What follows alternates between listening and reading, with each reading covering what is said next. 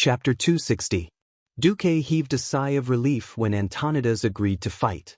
Ghoul Dan's appearance really made Duque feel like he was in a dog's den. Duque knew that a treacherous fellow like Ghoul Dan would not work for Orgrim wholeheartedly. However, there were some enemies in this world that even if you knew they wouldn't be serious, you still had to deal with them with all your might. This was a boss, this was power. Duque looked at Ghoul Dan's arrogant figure and bit his lips. After he was done with this, he really had to cultivate his strength properly. His strength had to match the situation. Duque knew that even as a Breaking Dawn wizard, he would not be able to survive an attack from hundreds of thousands of beastmen. Moreover, he was not one yet. Without the support of the Alliance, even if he had the strength of a god, he would still be overwhelmed to death. In the future, Antonidas had died here, as had the Sun King and Nastrian Sunstrider. Fortunately, Duque was not the one who had to face Ghoul Dan head-on today. Antonidas lightly waved his staff in the air. Without anyone seeing how he chanted an incantation, mysterious runes formed a long line in the air in front of them. 3 seconds later, this line was stretched open by some mysterious power, turning into an oval that allowed one person to pass through. On the other side of the circle of light was the empty gate of South Shore. That was the gate that connected the docks to South Shore. The beastmen were not idiots. They knew that if they did not get rid of the humans on the 2 hills and rushed into the town, they would just be sending themselves to their deaths. Under the scolding of the tribe's commanders, the beastmen all charged towards the hills. In the midst of the intense battle, there was an empty patch of land. The next moment, Antonidas appeared alone at the gates of the town. "Oh, I didn't think there would be a human wizard who would dare to fight?" Ghoul Dan muttered in the human language 200 meters away. However, he knew that Antonidas would hear him. I also want to know what kind of strength a demigod once had." Antonidas was old and shrewd. It seemed to be a compliment, but in fact, it was an outright insult. Ghoul Dan waved his magic staff and death ripples formed from the power of darkness spread out from the surface of the sea. Instantly, countless fishmen 100 meters away were hit. For a moment, the entire surface of the sea surged. Large amounts of blood and corpses were boiling and roaring like boiling water. Ghoul Dan's face was black as he coldly replied, "I can kill you even with half of my strength." "Come." Antonidas beckoned. Without further ado, the 2 men's spells collided in midair. At that moment, the whole of South Shore, with the dock as the boundary, flashed with elemental light of different colors. On the side close to the town, fire, ice, and arcana runes of 3 different colors appeared densely. With the dock as the boundary, the side close to the sea flashed with overlapping crimson flames and black shadow magic formations, and they also contained a large amount of mysterious and evil aura. 2 completely different scenes occupied the center of the battlefield, completely enveloping the whole of South Shore and spreading in all directions. The next moment, the spells that poured out from the magic formations around the 2 men collided. The destructive flames and bone-chilling ice collided fiercely in midair. The ice shards and the aftermath of the flames formed a terrifying steam that roasted any creature that tried to get close to it. The evil shadow arrows were scattered by the fireballs, dyeing the nearby grass black, and the vitality of all the plants and animals that came into contact with them instantly withered. The aftermath of the scattered flames was not inferior in any way. It easily burned everything that could be burned. The azure arcane radiance violently shot at the curses that were mysteriously drifting over, rendering the warlock's most mysterious pain attribute curses useless. The battle between these 2 was even more terrifying than the battle of 10 wizard squads. The shockwaves of the fierce battle easily swept through the town. Duque had long since decided to make South Shore the main battlefield, and he had long since moved the residents away. However, seeing these 2 freakishly powerful people fight, Duque was still overwhelmed with shock. After all, this was not even Ghoul Dan at his peak. Even now, Ghoul Dan still had to use more than half of his power to maintain the darkness portal. In other words, Ghoul Dan had used less than a quarter of his power to fight Antonidas, one of the 2 Breaking Dawn wizards in the world of Azeroth, to a draw. At this moment, The whole of South Shore, as well as the places between the two hills, seemed to have encountered a terrifying natural disaster. It was a combination of a tornado and an earthquake. The brick and wood houses on both sides of the main road above the town collapsed like dominoes. Huge trees were thrown into the air by the powerful shockwaves, but before they landed, they would be bombarded by 2 or 3 different kinds of magic. Duque saw with his own eyes the top half of a tree being burned, the bottom half frozen, and finally turned into powder by the shadow arrows. Antonidas raised his staff, and the sea around Ghoul Dan was instantly interwoven with a blue magical radiance. In less than half a second, nearly 100 giant water elementals with 2 thick arms and their upper bodies in the shape of an inverted triangle suddenly appeared from the sea. These water elementals did not say anything, and directly shot over 100 frost arrows at Ghoul Dan. Ghoul Dan also waved his hand, and dozens of dark blue inverted triangular, blue fatties appeared beside him. These strange demons that came from the void used their huge bodies as the best magic shields. At the same time, near the town gate, a spatial passage connected to the void was opened, and many demon hounds that targeted magic professions pounced out, charging straight at Antonidas. "Umph!" The Dalajan president snorted coldly. Countless ice spikes appeared from the ground and pierced into the sky. The demon hounds that should have been able to suppress mages had no resistance against the physical damage caused by the elemental transformation. As if they were skewered, their abdomens were easily pierced from the bottom up. Some of them even had their heads cut off by the ice, and they became corpses before they could rise up. The magic energy that burst out of their bodies formed a terrifying pressure. This kind of pressure could easily draw an invisible boundary on the battlefield. Even if there were no magic waves in that area, those who were not strong enough would not dare to cross it. Seeing that Duque's arrangement had once again offset the horde's attack, Lothar walked over. "What are you waiting for, Duque?" "I'm waiting for the exchange. When the horde's cards are gone, it will be the death of the 100,000 horde troops," Duque said coldly. Chapter 261. Everyone in the command center's eyes lit up. They didn't know how many soldiers the horde had left. Adding the 100,000 orcs here and the ones intercepted by Dalen's fleet, it was definitely a heavy blow to the horde. From the looks of it, the humans wouldn't lose more than 20,000 people. No matter how one looked at it, this was a great victory that only happened once in a century. Duque had just retracted his gaze from the Windrunner sisters, who were evenly matched with Master Howl. He was shocked to find that the battle between the strongest sorcerer of Azeroth and the strongest sorcerer of Draenor had already come to an end. It was a draw. Antonidas and Ghoul Dan clutched at their wounds. The left shoulder of Antonidas' sorcerer robe had been burned. A black rune with an evil aura was wriggling on Antonidas' old body. Antonidas was using arcane energy to dispel the rune, but it wasn't very effective. On the other side, Ghoul Dan had also been hit. A huge ice prism had pierced through his left shoulder. From the wound, ice patterns spread toward Ghoul Dan's heart like a spider web. Ghoul Dan injected the destructive flames in his hand into his shoulder to resist the invasion of the cold. "I'll spare your life today. Next time, I'll leave your filthy head behind." The two of them turned around and left without hesitation.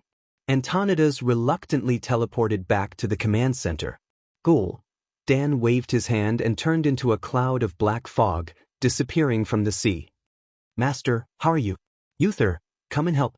The place where Antonidas was covered started to emit thick darkness. The sticky black aura had a strong sense of ominous, and it tried to drill into the depths of the old magician's body and corrode his magic circuits. Fortunately, Uther's holy light was even brighter.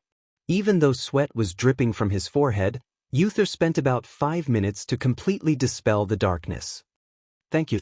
It seems like the Holy Knight is a great profession," Antonidas praised sincerely. Antonidas praised from the bottom of his heart. He then turned to Duke. "What a terrifying orc warlock. I'm no match for him.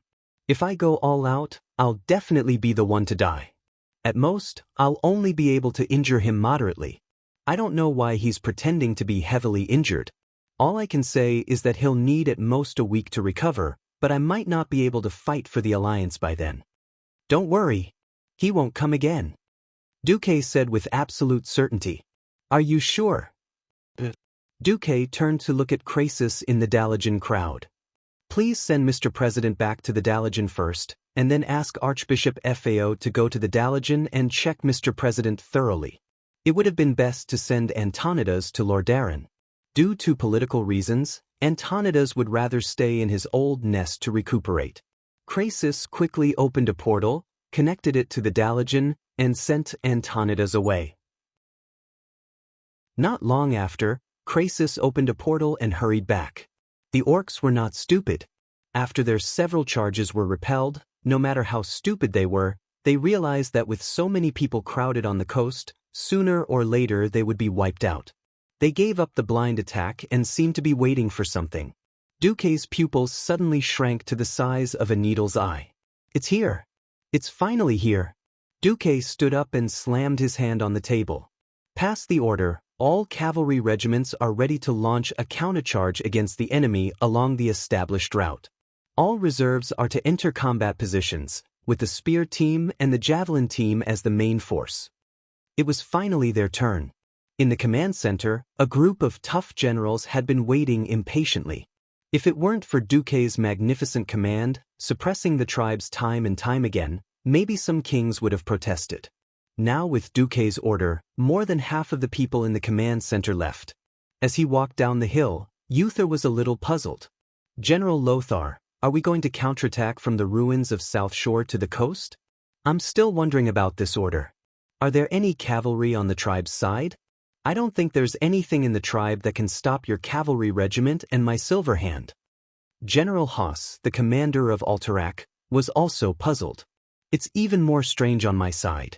They actually want my Eagle Knights to attack the enemy along the slope of the East Hill, which is not too steep. The Eagle Knights are indeed mountain knights, and they are also used to fighting in complex terrain. But I see that General Lang's infantry is also doing well. I can't think of a reason for reinforcements. Lothar smiled. It was an extremely sunny smile. Can you write 10 or 20 reports at the same time? No, Uther answered truthfully. How is that possible? Haas asked rhetorically. But I know that strong mages have the metamagic ability, multicasting. That is, the ability to do two things at the same time, or even many things. Duque is such a genius, he can quickly read many times more reports than we do. He also often finds a lot of details that we don't notice. For those threats that he is uncertain about, he will make preparations. But because he can't convince everyone, he will be used to silence. Lothar paused and continued, however, it has been proven again and again that the preparations he has made and the backup he has arranged are correct and effective. Even if I don't want to admit it, I have to admit that he is above me in terms of the overall situation and the art of command. If he were a melee professional, maybe he would be the commander-in-chief.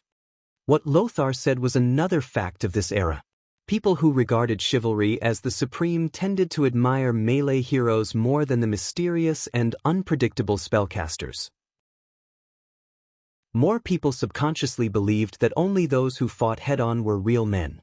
10 minutes later, the signal to attack came. Many new creatures appeared on the coast, much taller than the orcs. Except for a few orcs who could be more than 3 meters tall, the orcs were generally about 2.5 meters tall. But these creatures could easily reach a height of about 4 meters. Ogres. These huge creatures joined the battle. They waved giant sticks that looked like uprooted trees. They roared and rushed up the hill. Bows and javelins were useless. Even if a dozen spears pierced the bodies of the ogres, they wouldn't be able to end the lives of these ferocious monsters unless they pierced their vitals. And every time the giant wooden sticks were swung, a bunker was smashed, and an entire row of shield soldiers was smashed away. The shield wall that the humans relied on to fight against the orcs became the biggest fatal weakness, which allowed the ogres to cause massive casualties with every blow. Apart from the ballistae and cannons on the top of the hill, there was nothing that could stop the march of these giant creatures. The soldiers were defeated by this powerful blow. The orc soldiers attacked through those gaps and quickly spread out, sweeping up the Alliance soldiers in the trenches. A group of figures wearing heavy cloaks and riding heavily armored warhorses appeared on the slightly dilapidated pier, each horse's eyes shining with dazzling red light. Chapter 262. The Eagle Knights led by Haas attacked the horde along the river at the foot of the eastern hill. Now that Antonidas and Gul Dan were no longer in the way, in order to attack the eastern mountain in a more comprehensive manner, many tribes first came to the riverbank and then took a detour to attack the mountain from the side. When the Eagle Knights arrived, the defensive line on the hill was already very tight. On the front line, Tyrion and General Tom could often be seen leading the reserves as firefighters to fill in the gaps in the position. From time to time, even Lang had to personally lead the troops into battle. The only good thing was that Stormwind's reserves were quite sufficient. It was just that the casualty ratio was shocking. It was under these circumstances that the Eagle Knights circled around to the flank of the horde attacking the hill. "Level your spears!" Haas shouted. The knights lowered their nearly 4-meter-long spears and urged their mountain horses to charge from the side. Alterax's Eagle Knights weren't heavy cavalry in the traditional sense. Considering the mountainous terrain, the armor of this group of knights was between light cavalry and heavy cavalry. They didn't have heavy armor, only light chainmail and a layer of leather armor. The warhorses were also only equipped with a piece of leather armor. On the complicated terrain of the river and the hills, the Eagle Knights performed quite well. With the heavy sound of hooves, the knights quickly scattered, looking for their own targets. When the target was more than 2 meters away, they had already stabbed their spears, hitting the enemy's vitals. At the same time, the momentum of the warhorses pierced deep into the enemy's body. At the same time, the well-designed spear couldn't withstand the powerful reaction force and began to explode to the side. The unlucky ones who were stabbed fell to the ground, and the knights casually abandoned the remaining half of the spear, pulled out Alterax's special double-edged broadsword, and slashed at the horde's warrior's neck.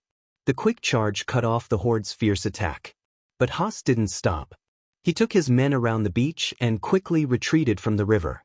The cavalry that had lost their speed couldn't even be compared to the infantry when faced with the tall orcs. Moreover, in that kind of fierce battle, the Eagle Knights suffered a lot of losses. The regular forces were dealt with by the regular troops. Transcendent monsters were naturally dealt with by the insanely strong paladins. Uther, who was charging forward, quickly saw the opponent that Duque had almost tailor-made for them. They covered their faces with scarves, so only their eyes could be seen. Each of them carried a huge two-handed sword. The cavalry from Lordaeron treated them like fools and were prepared to teach them a lesson with their spears. In the rules of cavalry, it was common sense to charge at each other with a lance. Using a heavy sword against a lance, this was the only way. In their hearts, they were praising their luck and were prepared to make use of the advantage of their lances to take down the enemy. Wuther heard countless unfamiliar buzzing sounds. 30 meters away, the charging cavalrymen fell to the ground in front of these guys. Even the cavalrymen of the Rotterdam Kingdom who did not fall to their deaths on the spot did not draw their swords to attack the moment they got up. Instead, they felt as if they were about to bleed from their 7 orifices as they clutched their heads tightly with both hands. Ah! The cavalrymen rolled on the ground in pain and let out inhuman howls. In the name of the holy light. Wuther witnessed all this with his own eyes. At this moment, he completely understood why Duque wanted the Silver Hand Knights to fight against these cloaked guys. These are demons. They are using evil magic to attack us. After saying that, Wuther raised his warhammer high. Several holy seals were added to the warhammer, and the top of the warhammer emitted a silver light like the moon. "Stand up, soldiers!" Wuther shouted in his loud voice. "The holy light will drive away the darkness, but you must use your weapons to defend your honor." Dazzling light spread from the warhammer, echoing the bright light of dawn, and instantly driving away the darkness from the land. The holy light shone on the warriors, and when the cloaked men raised their hands again, not a single one of them fell. Although the people who got up and the cavalry behind them were still a little scared, when they found that no one fell, they mustered their courage again and let out a deafening roar, charging towards the cloaked knights. However, at the moment of fighting, not only the cavalrymen, but even Wuxia was stunned. This was because this group of guys were wearing the standard armor of the Stormwind Cavalry. The only difference was that they used the spiked pauldrons commonly used by tribal warriors. No. Why? A Rotterdam cavalry screamed. During the days of gathering in South Shore, they had been repeatedly asked by their officers to identify the equipment of the various allies. They could not accept suddenly finding their allies standing on the opposite side of the enemy. While they were in a daze, many of them fell to the ground. Wuxia saw the other party's face clearly again. Their faces were pale, lifeless, and bloodless. A pair of evil blue eyes glowed with clear hostility. Most importantly, Wuxia did not feel any life from them. Blasphemy! The filthy tribal warlocks actually resurrected the dead into living corpses? Silverhand, defeat them. Wuxia waved his huge two-handed hammer and easily knocked a Death Knight off his undead warhorse. Abundant golden holy light poured into the Death Knight's body, and the guy was blown to pieces by the holy light before he reached the ground. The Alliance soldiers cheered again, encouraged by the amazing skills and power of the paladin. Turalian, who was at the rear, felt very conflicted. As a paladin, he should be with them, but as Lothar's adjutant, he should stay in the center of South Shore and accompany Lothar to command. The battle between the paladin and the Death Knight began, and neither side could gain the upper hand. At the beginning, Wuxia killed 4 or 5 Death Knights in a row, but he immediately met his opponent. A tall guy who claimed to be Terran Gorfiend actually withstood Wuxia's attack. Turalian saw a Death Knight grab Dathrahan's arm with one hand when they were competing in strength. That hand that looked like a corpse radiated darkness. However, Dathrahan used the holy light to dispel the darkness. Immediately after, Dathrahan took advantage of the moment when that guy retracted his hand and directly hit his head with his hammer. Their skulls shattered like broken porcelain. Turalian noticed that there was not a drop of blood flowing out of the skull. It was all dry brain matter. On the other hand, the Death Knights were able to win against the normal Alliance cavalry. Turalian suddenly noticed the signal coming from the hill.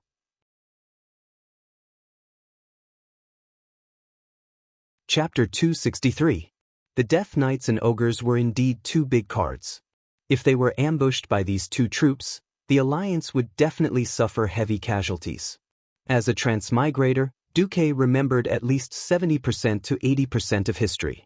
When a surprise attack was no longer a surprise attack, the so-called surprise attack would only be a joke. Duque raised his hands and waved his index fingers at the sky.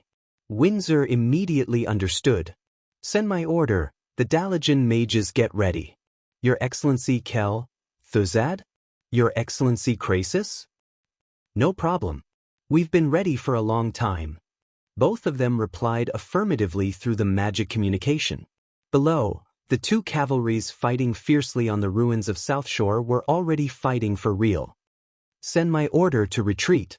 Turalian shouted to the nearest messenger. He knew that this person would use his horn to spread the order. Cover each other. Retreat outside the town and regroup.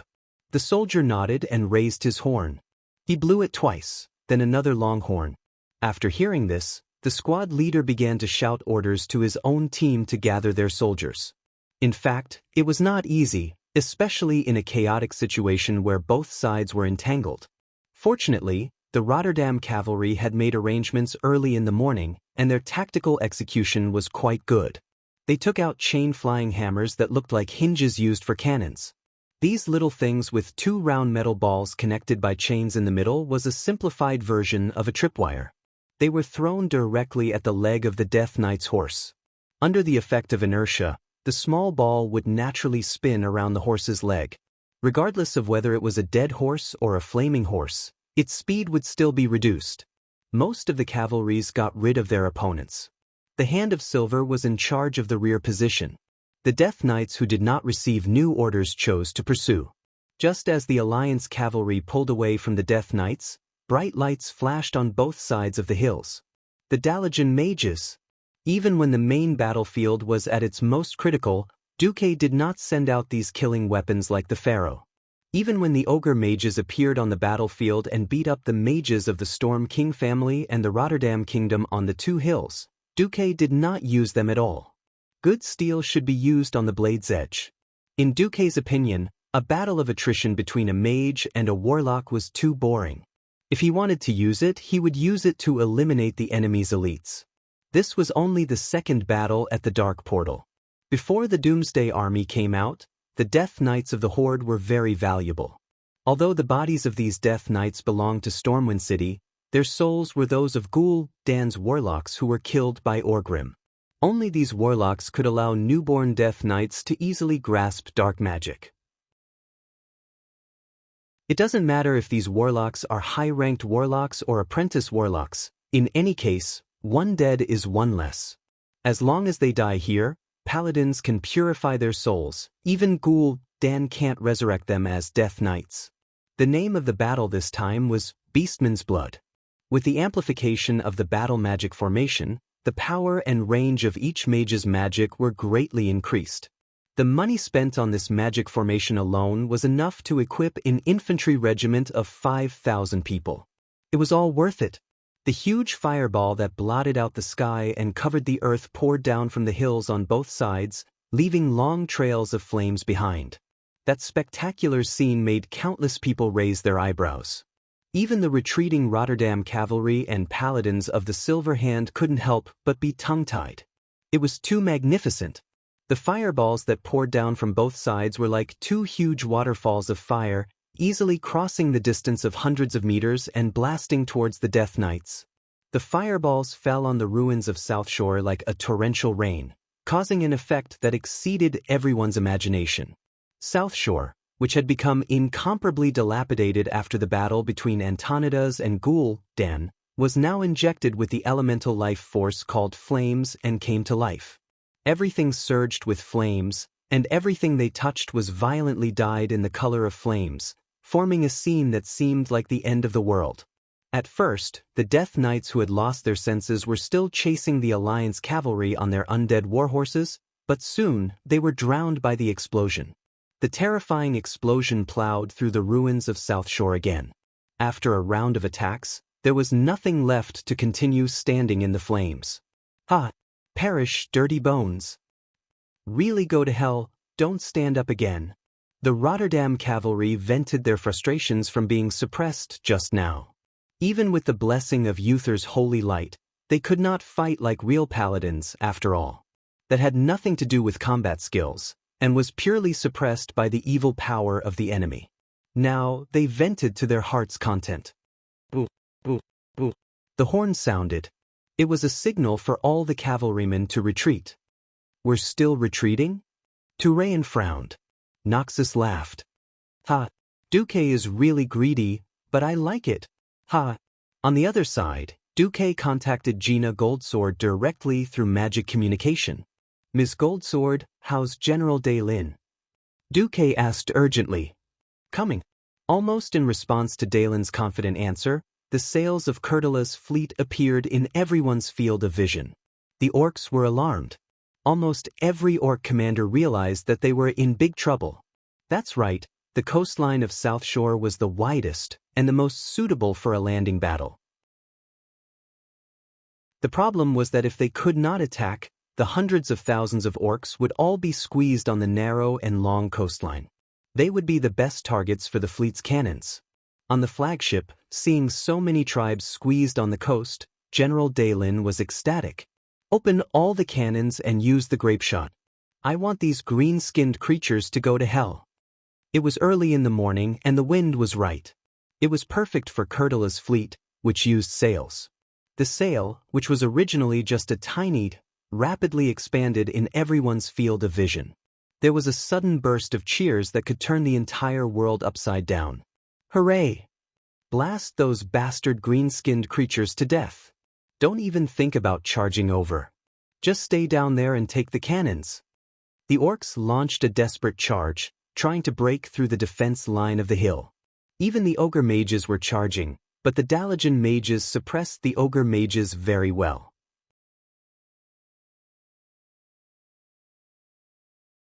Chapter 264. The Alliance soldiers stood tightly on the defensive line on the hill, holding their weapons steadily. Their spears were pointed diagonally downwards and stabbed at any approaching orcs. The soldiers formed a continuous shield wall, and the trained javelin soldiers kept throwing rain of death from the higher trenches. The orcs kept attacking these squads with absolute numbers, but they could not break through the Alliance's defensive line. At this moment, the sound of cannons rang out in the distance. Duque clenched his fists in excitement. This was what he wanted. Artillery and infantry coordination. Land and sea coordination. These two concepts were completely foreign to the world of Azeroth, but to Duque, who was a transmigrator and a fan of the fake military, it was like a drizzle. The cannons of this era had very big limitations. These primitive breech-loading cannons had a short range, and their power was limited. No general or marshal would have thought of asking the fleets that entered the battlefield later to help with the cannons. To the kings of the Alliance, as long as the Alliance could withstand this wave, it would be a very impressive victory. Who would have thought that Duque's appetite was so big that he actually wanted to swallow all 100,000 orcs? And it was about to come true. In the command center, the faces of the remaining 4 kings were filled with shock and awe. Kurtiraz's complete First Fleet, the half-destroyed Third Fleet, the Fourth Fleet that was chased away by Lord Howl, and the Storm Fleet took advantage of Lord Howl's fight with the Windrunner sisters to approach the shore together. Their cannons were fully opened, and a sky full of bullets poured down on the shoreline that had turned green. A series of flashes quickly flashed across the ship in the distance, followed by rising black smoke that temporarily covered the entire ship. It's here. Every Alliance soldier had an excited heart beating in their chest. When King Lang saw thousands of black lines across the morning blue sky from the top of the hill, he even forgot to continue to encourage his soldiers. Those steel beads mixed with the blazing aura of gunpowder intertwined with each other in the air. In some places, the steel beads were so densely packed that they actually collided with each other in the air, producing a series of crackling sounds. But there was no problem. It was as if God had scattered a large plate of black beans from the sky, sprinkling them on the beach with a piercing hum. Even though they knew that the next scene would be spectacular, the Storm Wind soldiers and the Rotterdam soldiers on the hill were still stunned by the scene in front of them. The terrifying shellfire plowed through the orcs on the beach. The place was originally crowded with green dwarves, but after a round of fire, only a few were left standing. A sieve-like formation appeared in front of the Alliance soldiers. Just as the Alliance soldiers thought that victory was at their fingertips, a voice suddenly rang out from the battlefield. It was a sentence that was continuously shouted out. Lochteragar, he would rather die than win. Tens of thousands of orcs recovered from their shock and shouted the same slogan. The wills of tens of thousands, hundreds of thousands of orcs converged into one, turning into a raging tide. Unfortunately, this tide was extinguished before it could reach the Alliance's camp. Pass my order, use the firewall technique. Duque ordered coldly.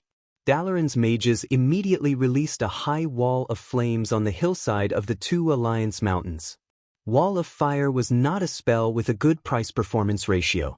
To maintain the Wall of Flames, they had to constantly inject mana.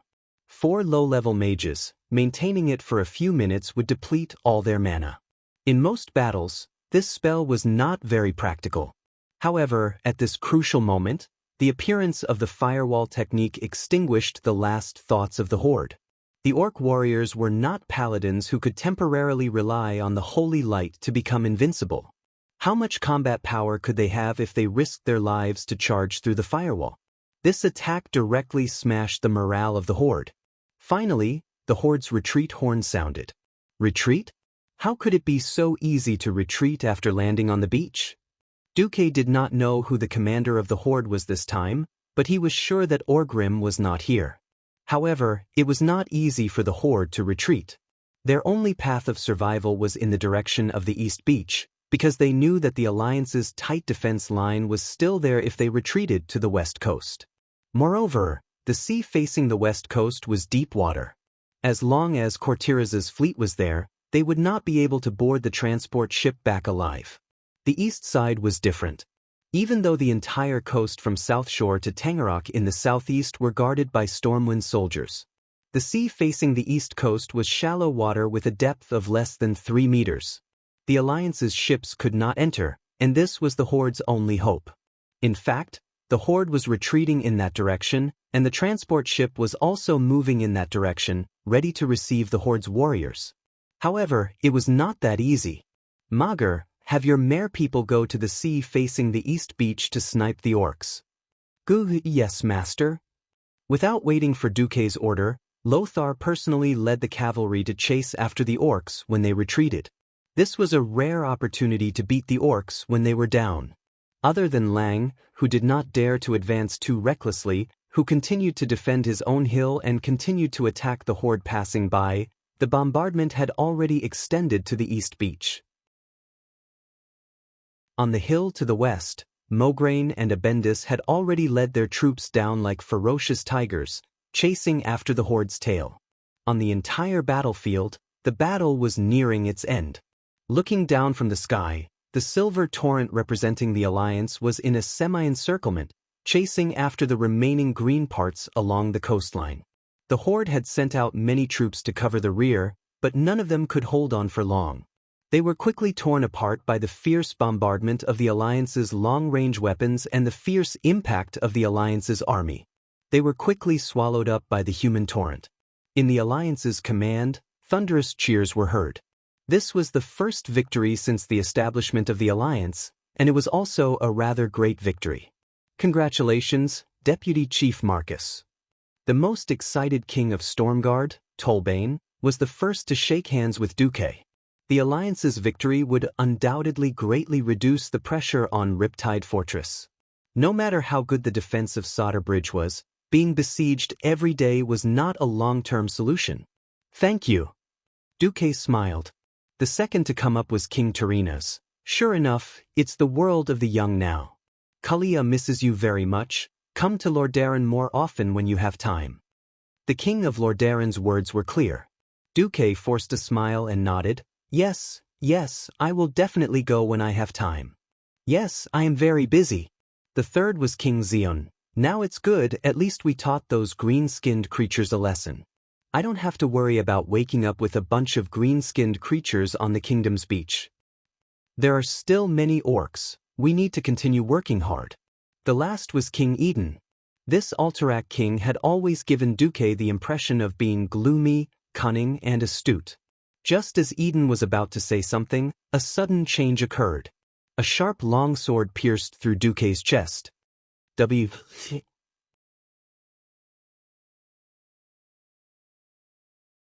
Chapter 265. You should be able to hear me, right? I'm sorry, I admire your wisdom, but if you don't die, the Beastmen will not be able to rule this world. A quick and clear Beastman language came from behind Duque. Every word entered Duque's ears, reminding Duque of who killed him. Fireblade. Clan. Duke's heart was completely cut in half by the sharp blade. He coughed up blood, and blood spurted out from the gaps between his teeth that were full of blood. You really know our tribe well. It seemed to be a sigh, but it also seemed to have made up its mind. With a twist of the blade, a cold light burst forth from Duke's chest, splitting Duke's entire body into two halves. King Alterac Eden was dumbfounded. Perhaps he was very resourceful and full of ideas, but he had never been a courageous and daring king. This was something all kings looked down on. Seeing the star of the Alliance, who was about to shake hands with him, suddenly killed, King Eden collapsed to the ground, tears and snot flowing out of his eyes. The other three kings were also stunned. Terinas was frozen in fear, while Jean and Salas pulled out their swords at lightning speed. More than 10 sounds rang out as if they were the same note. Inside the hall were the dignitaries of various countries. Although many generals had already left the mountain, the dignitaries never lacked guards. Unfortunately, these sounds came from the chests or throats of the guards. More than 10 guards were assassinated on the spot by the sudden appearance of the orc. Among all the guards, only Windsor and Gavin Rad activated divine protection to block this fatal blow. Even though there were over 1,000 guards and attendants outside the command center, at this moment, in this enormous command center, there were only the 4 kings, Windsor and Gavin Rad left, a total of 6 living people. The king's pupils contracted as they finally saw their enemies. They were all tall, with ferocious faces and protruding fangs.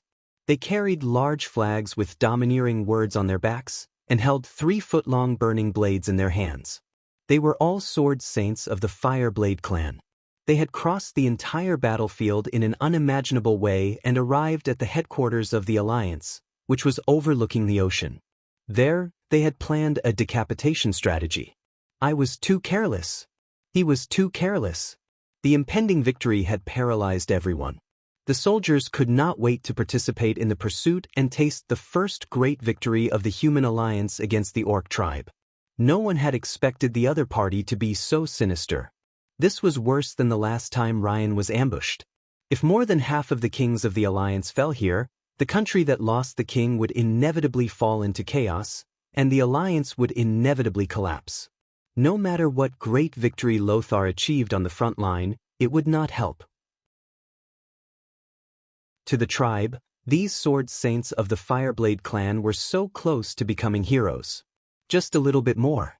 The only thing they didn't expect was that Duque would be resurrected.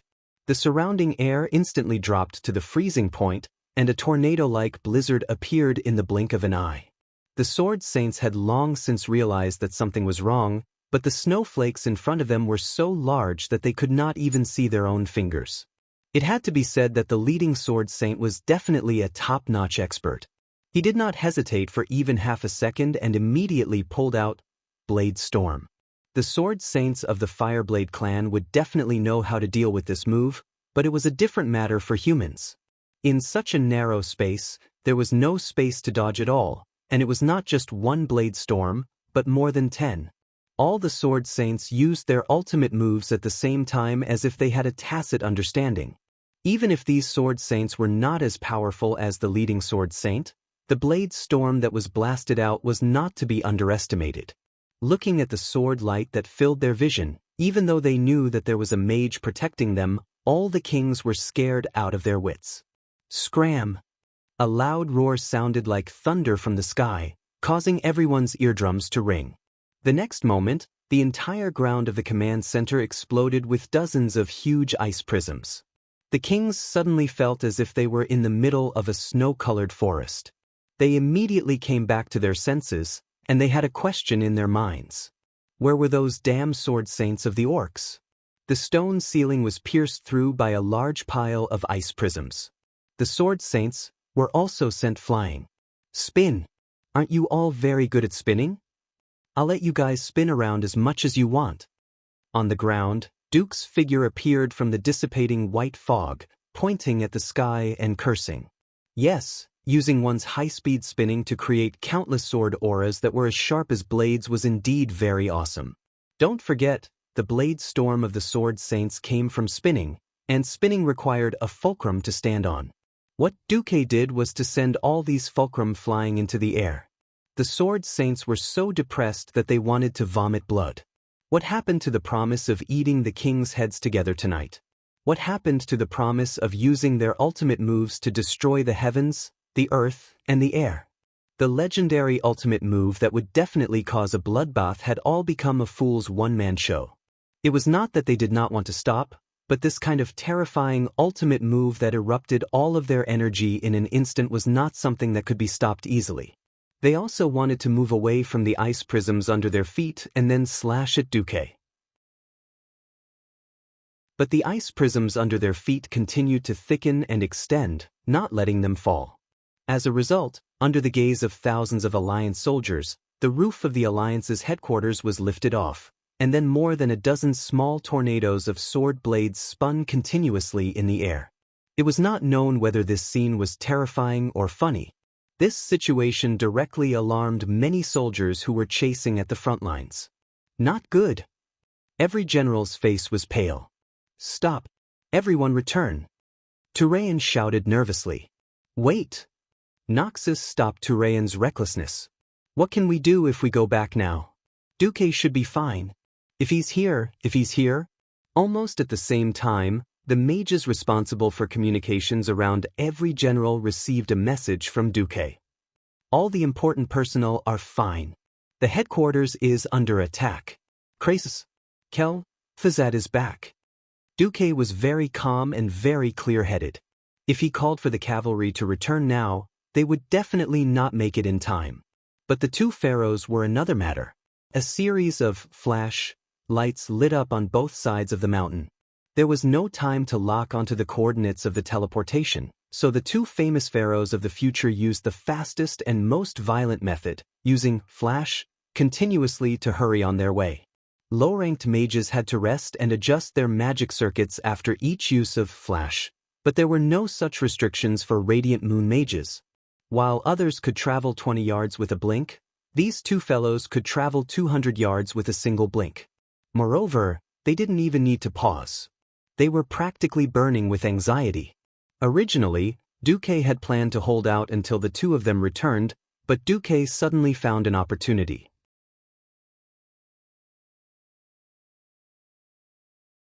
Chapter 266. The system elf spoke, which was rare. "Dear host, do you want to eat them alone? I've scanned them and found that they seem to have skill books that you can use." The system elf was connected to Duque's brain, and this kind of brainwave communication took almost no time. Skill book? Why would a mage like me need a blade master skill book? I'm tired of carrying such a big kitchen knife. I don't know, but their energy fluctuations are similar to yours. If you can kill them alone, you might be able to extract the skill book from the energy in their bodies. But that's possible? At this moment, Duque was excited. Duque yelled loudly. What skills did a blade master have? There were so many blade master skills. But the core of a blade master were still those 4 skills. Gale Step could make a blade master invisible and increase his movement speed. If a blade master attacked a target while invisible, it would cause additional damage and reveal himself. This was much more powerful than a thief's invisibility. Mirror Image could create an illusion of a blade master to confuse the opponent and eliminate all unfavorable magic effects.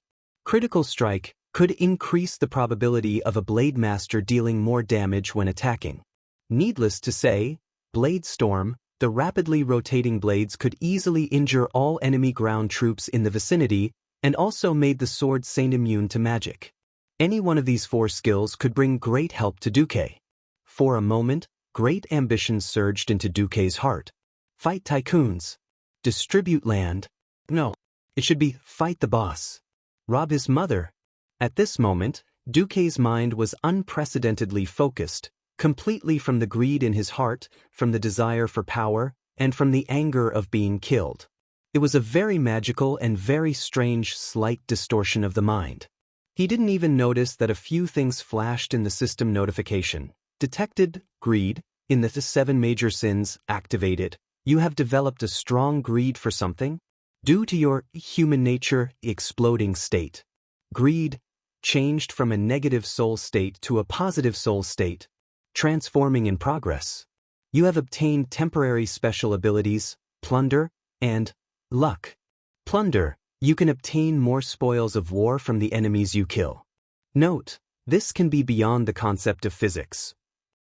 Luck, even living enemies can become your luck, because they are your potential for advancement. When luck is activated, you will get a higher chance of critical hits and better item drops. Duque didn't notice, he really didn't notice. He only knew that his magic had been activated. Just as the Blade Masters ended their Blade Storm, the Blade Masters were activated. A large amount of water elemental energy rushed into Duque's ice barrier, and with the help of Rapid Avalanche, the place where the Sword Saints were standing was turned into a giant ice ball that was held up by dozens of ice pillars. A translucent ice film sealed off all entrances and exits. Inside, the temperature was dropping rapidly. At the same time, a huge clockwise snowstorm swept up everything inside. The Sword Saints were so depressed that they vomited blood. Of all times, the enemy had unleashed it. That unreasonable ice tornado did not seem like something a sky wizard could do. It was a morning star, no, a radiant moon. They weren't strong in terms of freezing air. The problem was that Duque had placed a large number of palm-sized round ice flakes in the barrier. In terms of freezing air, it was not considered strong, but the problem was that Duque had placed a large number of palm-sized round ice shards inside the barrier, and under the sweeping of the ice storm, these ice shards all became the most lethal blades, crazily cutting their bodies. Under normal circumstances, the Blade Masters could have used all sorts of methods to avoid the attack before the spell was formed. However, Duque just had to wait for them to finish casting their ultimate spells. If it were any other enemy, they could have used Gale Steps to escape. But where could they run to now? Because they were weak, they were sucked into the ice storm and lost control of their own bodies. A Sword Saint was definitely an elite among the Beastmen. Compared to other Beastmen, a Sword Saint's attack power, speed, and agility were all maximized. Chopping down trees and boulders would only require one slash. In comparison, their defense and vitality were at the level of an ordinary human. After casting their ultimate spells, the Blade Master was even weaker than an ordinary human. The ice blades continuously created wounds on their bodies. Very soon, the first Blade Master lost his life. The second, the third, the leading Blade Master's eyes were bloodshot, and he let out a ferocious roar. Lochtroger. Even though he was weak, even though his arms were sore and limp, even though every time he swung his blade, he still attacked. Relying on his physique that was stronger than the other Sword Saints, he suddenly stepped on a piece of ice that was already floating in the air. Using the seemingly insignificant reaction force, he shot out of the ice shield's range like a falling meteor. Only you must die. There were countless bloodstains on the Blade Master's face. The wounds caused by the sharp ice blades were already covered with frost. Before he broke through the barrier, the ice blades cut his face again and again. The wounds on his chest were already disorderly, like a piece of rotten meat that was about to be chopped up. There was only a small section of the red flag left on his back. Only the long blade was still astonishingly bright. Only the remaining blood-red eye was surging with endless fighting spirit. Duque raised his head and calmly stared at the Blade Master who risked his life to launch a fatal attack on him. Duque suddenly admired him. Not everyone had the courage to enter the enemy's rear and kill the enemy's leader. Not everyone had the courage to launch a suicidal charge against the enemy when there was still a chance to escape. If he had chosen to escape, perhaps Duque might not have been able to catch him. But after seeing his brother die in battle, he chose to die together with Duque. He was a hero. Unfortunately, the enemy's hero was my enemy's enemy. Flames were not fatal to the Fireblade clan. Duque's ice circuit had been used up in the huge ice storm, so the only thing left was arcane spells. No longer caring about hiding, the 108 hands of magic formed a huge cloister. One end was the Blade Master leader, and the other end was Duque. If he wanted to kill his way to Duque, he had to use the arcane blast from these hands of magic. The dense barrage completely exceeded the limits of what the Blade Master leader could withstand. In less than a tenth of a second, the Blade Master leader was turned into a sieve and fell heavily.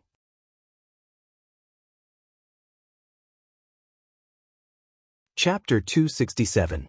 However, the Sword Saint leader was not dead yet. He fell to the ground, and blood flowed out from all the wounds on his body. Soon, the already red floor was dyed red. He raised his head and opened his remaining eye. He opened his mouth with 3 broken fangs. Human Mage, the one you killed is the chieftain of the Fireblade clan, Dar Triple Bloodblade. May I know your name? Dar said in the Beastman language in a deep voice as he coughed up blood. Duke Marcus, the deputy commander of the Rotterdam Alliance. Duque replied in the human language. So it's you. The great chief of the Fireblade clan slowly closed his eyes. Duque fell silent. A few seconds later, the kings, Windsor and Gavinrad, who had come back to their senses, let out angry roars with complicated meanings. Oh, was this the joy of surviving a disaster? Was this a roar praising a hero? Or could it be both? No one knew. Anyway, when the guards on the mountainside nervously rushed over with their swords in hand, and the 2 Kirin Tor counselors rushed over with their lives on the line, what they saw was a bloody and unexpected scene. In the sky, the remains of the Beastman Sword Saint that had already been cut into pieces fell to the ground. On the ground, the bodies of the king's guards and attendants lay everywhere. Miraculously, not a single truly important person died in this assassination. Perhaps the kings were like Eden, paralyzed and trembling amidst the bloodstains. Perhaps trembling like Terenas and finding a chair to sit in. Or perhaps they were like Xian and Salas, leaning on their swords and gasping for breath. The guards were in a mess, not knowing what to do. Calm down. The assassins have all been killed by me. The leader was the chieftain of the Fireblade clan, Daoist Triple Blood Blade. It was all right now. Don't panic. All the guards formed a defensive formation to protect their king. I'm not sure if there are any assassins left. Pausing for a moment, Duque sat down dejectedly. Krasis, I'll leave this place to you. Inform Lothar that the army will be under his command. Kel, Fizad, I'll have to trouble you to go back and oversee the mages. After arranging everything, Windsor hurried over to support the limp Duque. Master, are you all right? I'm fine. I'm just a little exhausted. Those sword saints are not easy to deal with. Are you hurt? Gavin Rad's face was burning. Just now, he couldn't do anything. Under a divine protection, he could not use any weapons. He might be able to use the holy light to heal the kings, but the problem was that if the kings were killed instantly, his holy light would be useless. It's just that my magic circuits are a bit messed up. I'll be fine after some rest. Duque looked weak on the outside, but he was so happy that he wanted to jump up and shout, "Yours truly is rich? Yours truly is rich? Yours truly is rich." There was no reason for it. It was because of the few paragraphs in the system prompt. Congratulations, host. You have extracted a mysterious power from the souls of the sword saints of the Fireblade clan. You have obtained the secret of mirror image.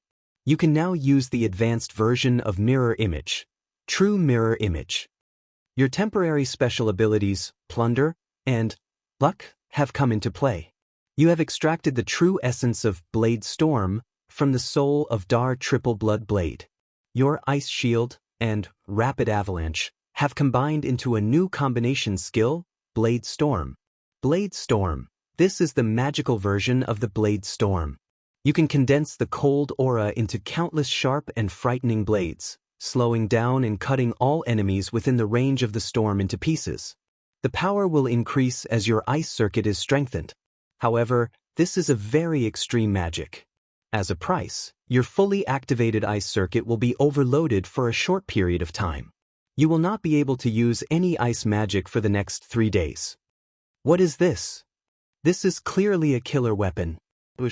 I hate that I don't have a high-level ice circuit. Otherwise, the power of this move would be many, many times greater. Thinking of this, Duque felt a little resentful again. The Sun King's arcane fire circuit was indeed amazing, but the problem was that there was no ice magic. Duque rummaged through Mediva's lair for a long time, but he couldn't find an advanced mode for practicing the ice circuit. Involuntarily, Duque thought of Frost Grandpa Antonidas. Antonidas was proficient in all 3 elements, but he preferred to use water and ice magic. Just by looking at his insane number of water elemental summoning spells, one could tell how powerful his ice circuit was. But it doesn't seem to be easy. Duque's mind was a little messy. When he came back to his senses, the entire South Shore, no, the entire Hillsbrad Hills were boiling. We won. Long live Anduin Lothar.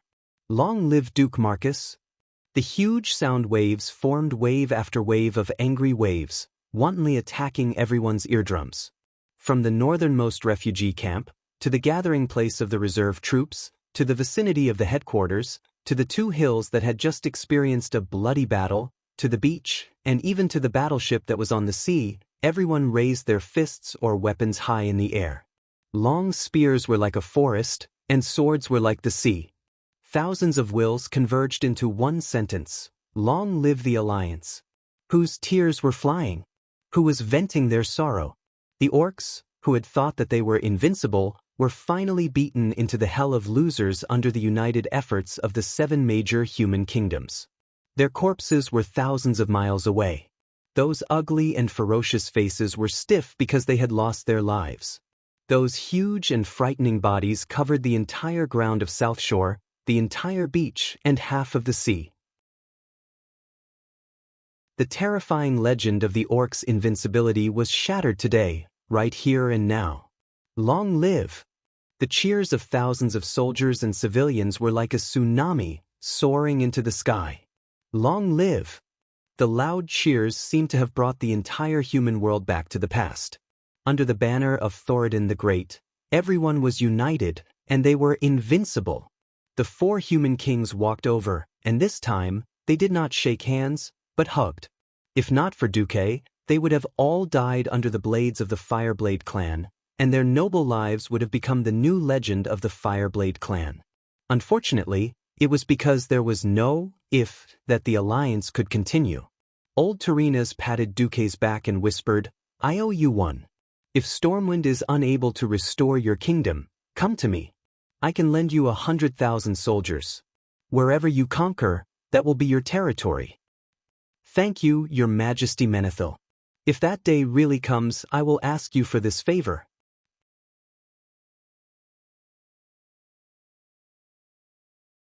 Chapter 268. It had to be said that as the king of the largest human kingdom, Terenas was quite daring. He was far from the muddle-headed old man of his past life. Previously, he said that he would marry Princess Kalia de Duque, but in fact, he was just trying to get something out of it. Everyone knew that Princess Kalia had almost no chance of inheriting the throne, because it was passed down through the male line and not the female line. Arthas was definitely the crown prince.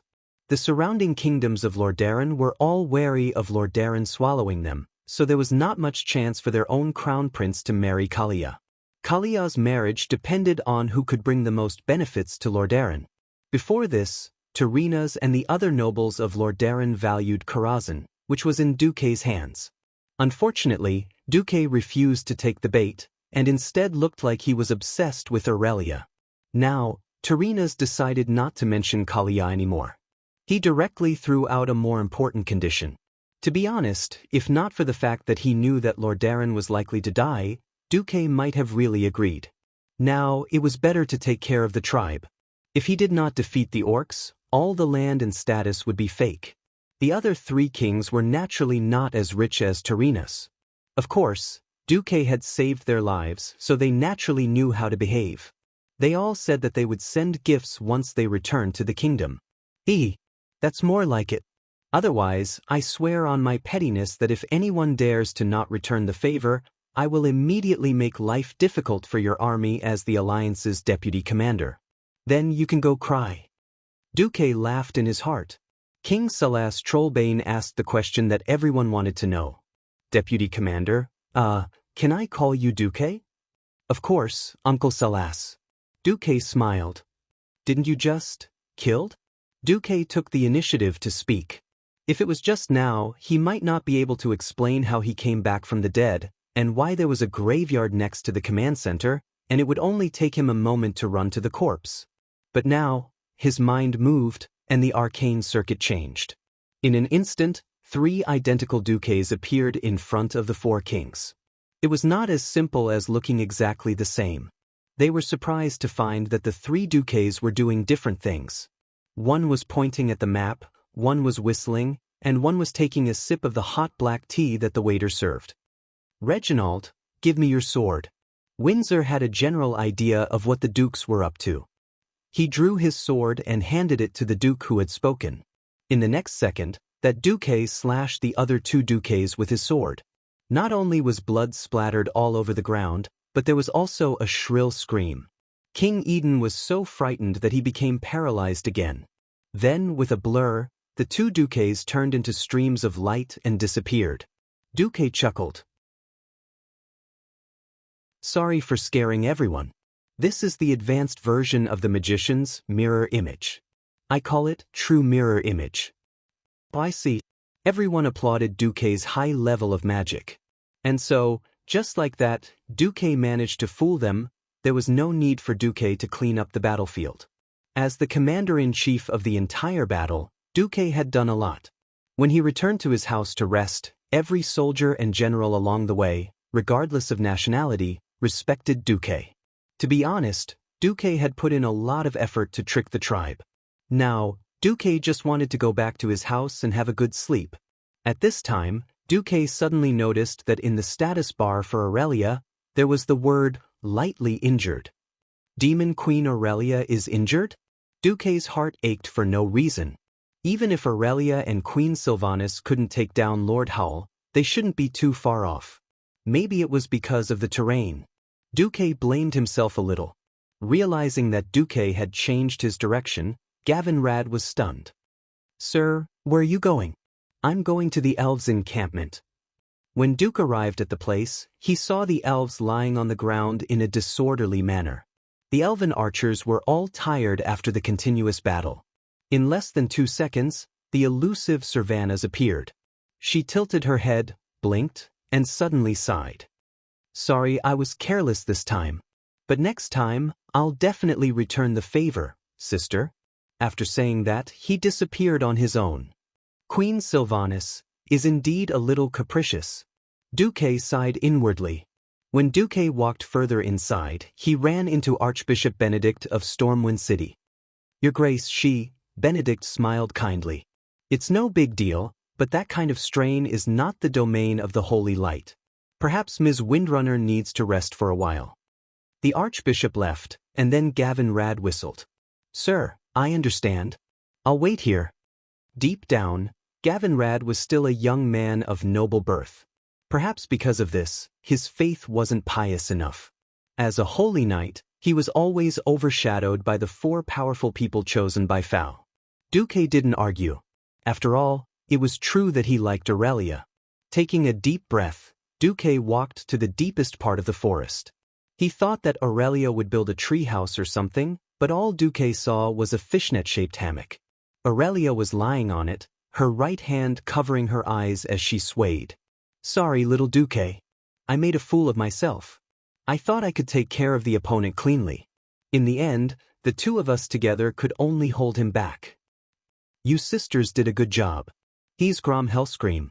If given enough time, as one of the strongest people in the tribe, he could destroy 3 fleets of Coeur-Dylas. Although I want to say that I feel better, a failure is a failure. It's ugly."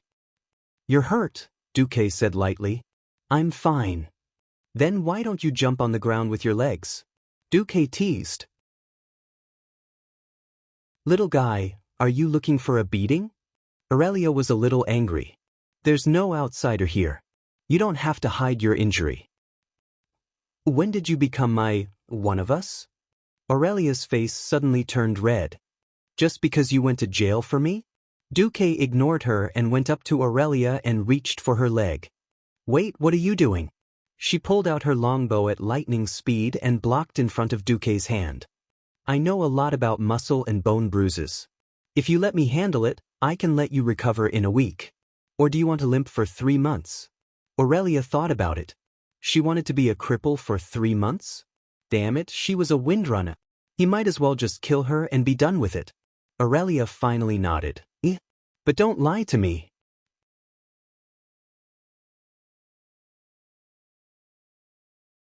Chapter 269. Aurelia didn't want to believe Miracle Doctor Do at all. When she was fighting with Grom, she could endure the pain with her willpower. But after the battle, she found that she was in terrible pain. What was worse was that she had forgotten how long it had been since she returned empty-handed. After fighting for so long, there wasn't a single decent prey. Those orcs killed on the beach were no different from rabbits on an outing to her. It was rare to see a decent one, but she couldn't take it down. As the heroine of the Troll War and the eldest sister of the Windrunner family, Aurelia couldn't bear to see her 4th brother silently kill 3 figures. Hearing that the internal tribes wouldn't attack South Shore in the short term, Aurelia was prepared to go to Solderbridge to kill. But the pain in her leg made her realize that if she went with her injury, she would probably kneel if she met someone as ruthless as Grom Hellscream. Unfortunately, the traditional healing skills of the High Elves and the holy light of humans couldn't do anything to her injury. As a last resort, she could only let Miracle Doctor Do try. Aurelia had already made up her mind. If Miracle Doctor Do was actually Quack Doctor Do, then she wouldn't care if he was the deputy chief of the Alliance or the Hand of God of South Shore. She would make his face feel the same pain as hers. For the time being, it seemed that Miracle Dr. Du was very professional. Without moving closer, Miracle Dr. Du asked, "Which part of your leg hurts, and how does it hurt?" Aurelia jumped down on one leg. Her posture was so light that it was almost impossible to tell that she was injured. But from the slight frown on her face, it could be seen that the Great Demon King was in a bit of pain. Sitting on a shiny rock, the Great Demon King stretched out her right leg and took off her knee-high boots, revealing a smooth and beautiful leg. Aurelia's leg shape was really beautiful. Unlike most high elves' slender legs, her legs were slightly rounder than her brethren's. Perhaps in the eyes of many male compatriots, Servana's slender and straight legs were the pinnacle of orgasm. But as an old racer who had watched 10 terabytes of racing movies, Miracle Dr. Du thought that these legs were the best. This was what attracted Duque the most. Duque didn't pounce on her. Idiot. If he really did that, he would be instantly killed. Duque had no doubt about this. A minute later, Queen Shi, who was wandering outside the forest, suddenly pricked up her ears. She heard some bad noises. She wasn't sure at first, but her sister did a good job of disrupting the flow of the wind. In just a few seconds, the flow of the wind became chaotic. It was obvious that her elder sister had lost control of the wind. This was an extremely rare occurrence, which only proved one thing. Elder sister Aurelia had encountered something that made her confused. Not good. That bastard. Queen Sylvie's figure instantly disappeared on the spot. The closer they got to the small forest, the clearer the sound of the wind became. No. It hurts. Duque, you bastard. You lied to me? Queen Sylvie could recognize Aurelia's voice even if she turned into ashes. No, only the first one was especially painful. I'll be ready in a minute. This was obviously the little bastard's voice. His soothing voice was full of bewitchment. Really? Oh, bastard, it still hurts, stop. I'm going to kill you. I'm really going to kill you. Can't you be gentle? I'll slow down? It's much better now. I knew it. Servanas couldn't bear it anymore. She instantly passed the paladin who was guarding outside the small forest and rushed in like lightning. The short sword at her waist popped into her hand, revealing a fierce edge. You bastard! What did you do to my sister? Servanas regretted it a little as soon as she finished drinking. What came into view was a rather awkward scene. Aurelia was blushing and lying on a round stone, while Duque was holding Aurelia's right foot and his right hand was pressing on her forefoot. Although their thighs were in a split position, it was a little, very ambiguous. At least their clothes were intact. Looking at Queen Servana's sword, Duque was dumbfounded. Aurelia reacted quickly and pointed at her calf. Sister, look, the bulge here is gone. Duque is actually. Now it was Servanas's turn to blush. I made a mistake. I'm sorry. The next moment, her whole body turned into a green stream of light and instantly disappeared. Demon Queen Aurelia glared at Duque. Put down my foot? The treatment isn't over yet. If you let go now, your tendons will shrink back. Aurelia blushed and gritted her teeth. Hurry up. Yes. Back to 3 minutes ago, Duque asked Aurelia where it hurt. My knee in here. Aurelia pointed at her calf, where there was an obvious bulge. Duque was embarrassed. This, sister, you haven't tried it for so long. Cramps? Cramps? What is cramps? Demon Queen Aurelia, who had never been defeated in thousands of years, was as cute as a little girl at the moment. You've never tried it when you're exhausted and very tired, and then accidentally, the tendons here contracted violently and curled up into a ball. This? I've never tried it. I can kill hundreds of trolls without taking a breather. Duque was speechless. Then, Duque gently touched the Demon Queen's knee and asked her what she did when she got hurt. Duque was confident. Cruciate ligament strain and cramps. The rarest thing is that you didn't pull your tendons back after having cramps for so long. Cruciate ligament strain. Before Duque traveled to this world, many soccer players suffered from this kind of injury. It was either because the frequency of the leg movement was too high and the ligaments could not bear the load, or because they were too tired, causing the two cruciate ligaments in the knee to strain. Of course, there was a more serious injury in the same position called cruciate ligament tear. That would require surgery. As a member of the High Elf Ranger family, the Windrunner family was really gifted in terms of physical fitness. Perhaps, if she hadn't met an opponent like Master Roar, Aurelia would never have hurt her knee. In fact, after the Holy Light treatment, the strain had basically recovered. The Holy Light itself would promote the healing of the wound. After Duque used the system elf to scan it carefully and make sure that it was fine, he helped Aurelia stretch her tendons. A normal human's tendons were a little short. A 90-degree spread of the leg and a forward roll of the foot was enough. The problem was that the Demon Queen's tendons were quite soft and long. It took a full 150 degrees to pull the sore spot. As a result, he had just forced the Demon Queen to stretch her tendons when Queen Sylvie arrived with her sword. Duque was dumbfounded.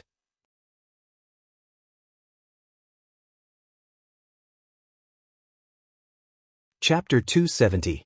Little bastard. You made my sister misunderstand so much. I'm going to kill you. I'm definitely going to kill you. Aurelia flew into a rage out of humiliation. Her hygel breasts heaved up and down. The blind Duque did not even dare to look at her. Angry women were the most unreasonable. Trying to reason with her was stupid. Duque activated his ultimate skill, universal attention diversion technique. Does your calf still hurt? Dr. Du's right hand was still holding on to Aurelia's forefoot.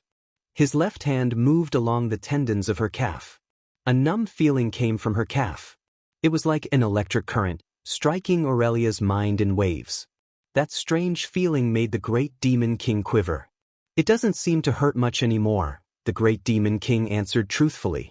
That's good. Dr. Du put down Aurelia's leg with a serious face. Then, he took out a few cow tendons from his storage bag. In front of Aurelia, he cut them into thin strands and made them into something similar to a knee pad. He stuck it on Aurelia's knee. Then, Duque used ice magic to create ice particles.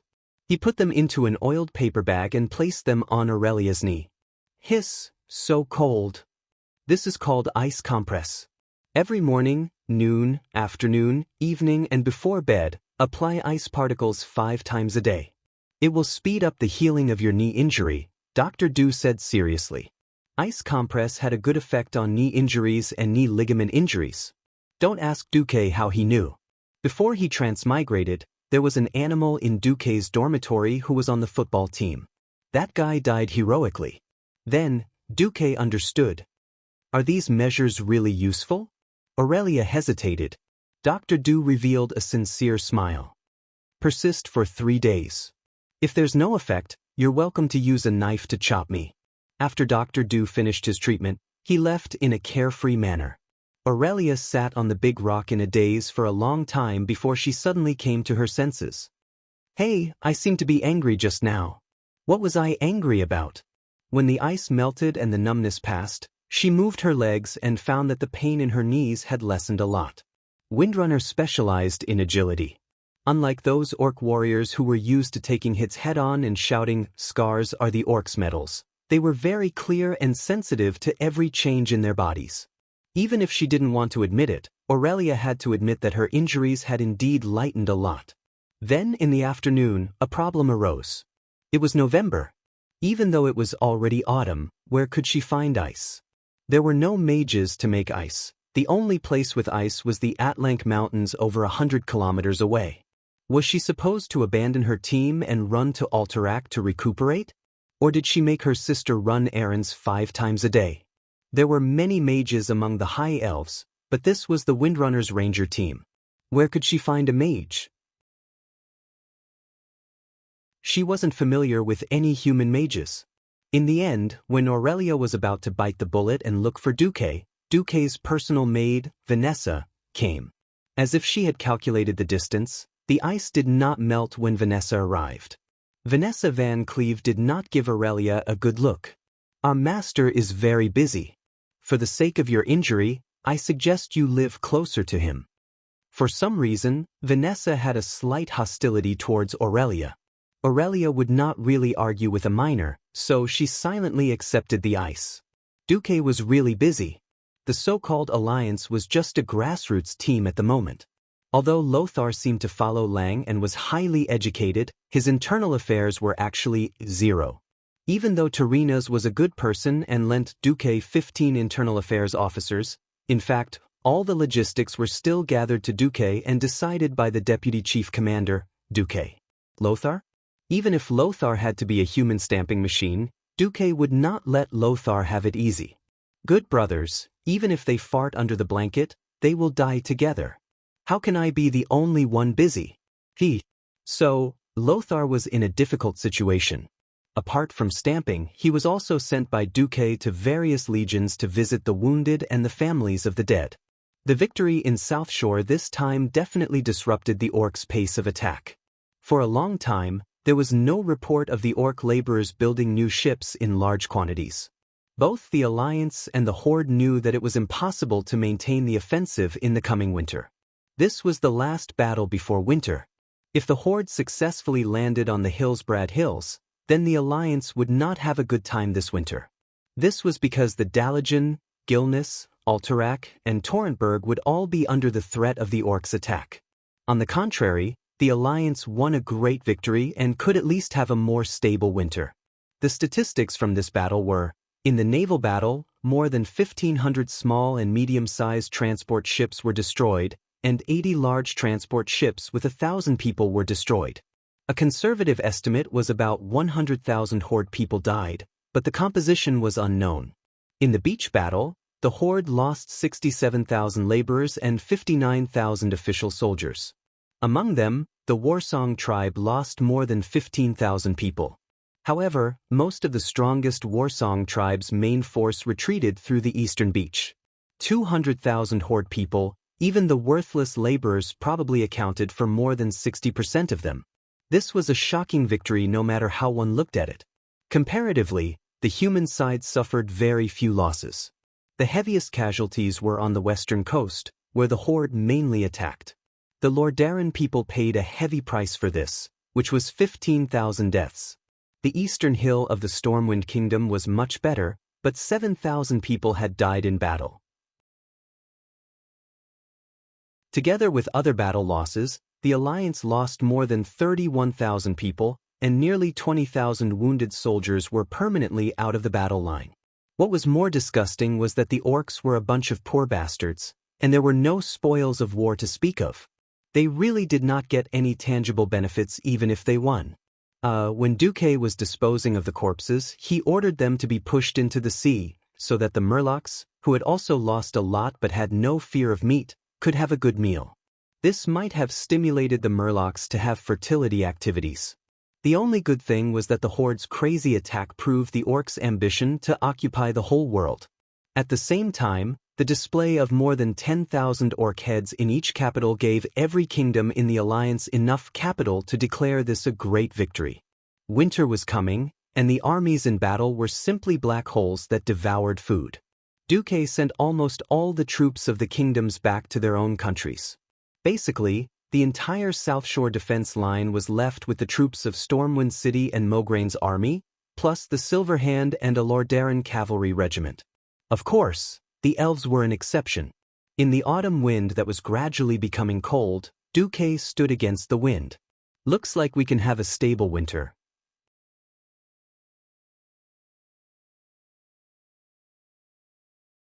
Chapter 271. It was an autumn night at the end of November.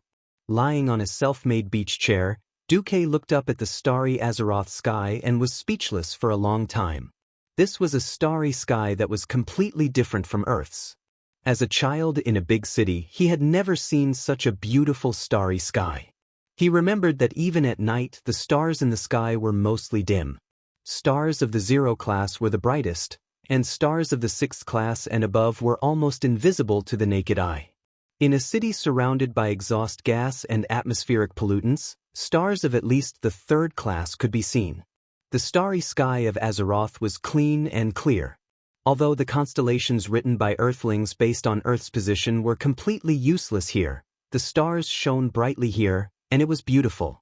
The stars twinkled. Some starlight went out, and some new stars lit up, like lights in the mortal world. There was a small balcony on the roof of the wooden house that Duke had ordered people to build for him. There was only enough space for a single bed.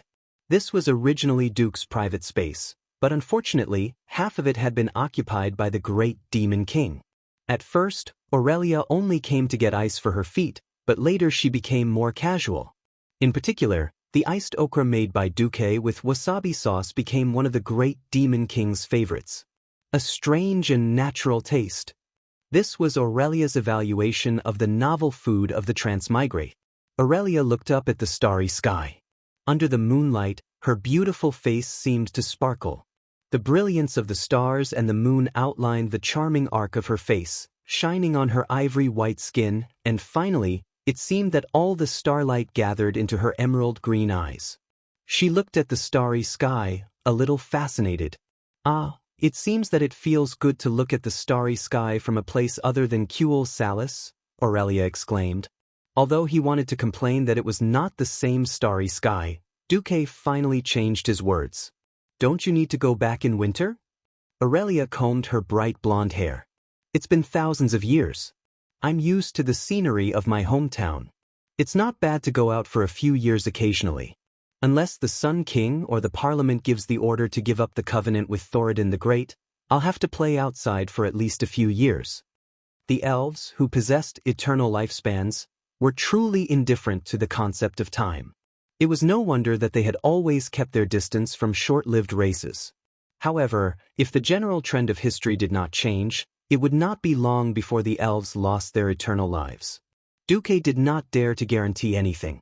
The river of fate had long been shattered by Duque. Due to his interference in fate, if the First Orc War ended with the fall of Stormwind City, it would at least be in line with the historical ending. Now, in this World War II, Duque felt that he had lost most of his prophetic abilities. Even though he had threatened the Barra family that the horde would land from the hinterlands, the Barra family did not believe him. In fact, it was almost impossible to do. This meant that the tribe's transport fleet had to pass through the narrow strait between the northern and southern continents. After all, this strait was over 100 meters high, and under Duke's strong suggestion, King Salas had already ordered the engineers of Fort Riptide to build a new batch of catapults along the cliffs on the north side of the strait. The new militia would be in charge of monitoring the entire strait. As long as the tribe's transport ships dared to pass, Duque was willing to bet that the entire tribe's fleet would sink in the strait, blocking the strait. The scene would be spectacular.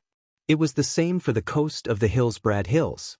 Previously, Duque was just bullying the enemy, but not now. Before the last bunch of ripe wheat was harvested in the Hillsbrad Hills, Duque had already mobilized the idle people of Stormwind City to start building forts along the entire coastline. The kingdom will not be able to recover in the next 2 to 3 years. In order to ensure the safety of our temporary residents, please do your best to help. The refugees still had lingering fears from the war less than a week ago. For safety, and for the extra food rationed in Duque's work for relief plan, the people sold their labor at a very low price. Under the command of Naga, the Murlocs were building wooden stakes in the shallow waters of the entire coast, greatly reducing the area that could be landed. Moreover, Duque's Murlocs had begun to set up camp in the shallow waters of the western side of Tangarok. After this winter, if the tribe dared to attack again, they would have to face a line of defense that was as hard as a meat grinder. Hey, which direction will the tribe attack from next? Aurelia asked Duque. To be honest, I don't know. In principle, I have already blocked all 3 possible directions of attack. Oh. Unless the tribe builds their ships from the Swamp of Sorrows in the southwest of the southern continent more than 2,000 nautical miles away, as long as they set off from the wetlands opposite South Shore, they can either attack South Shore, cross the strait, and Solder Bridge.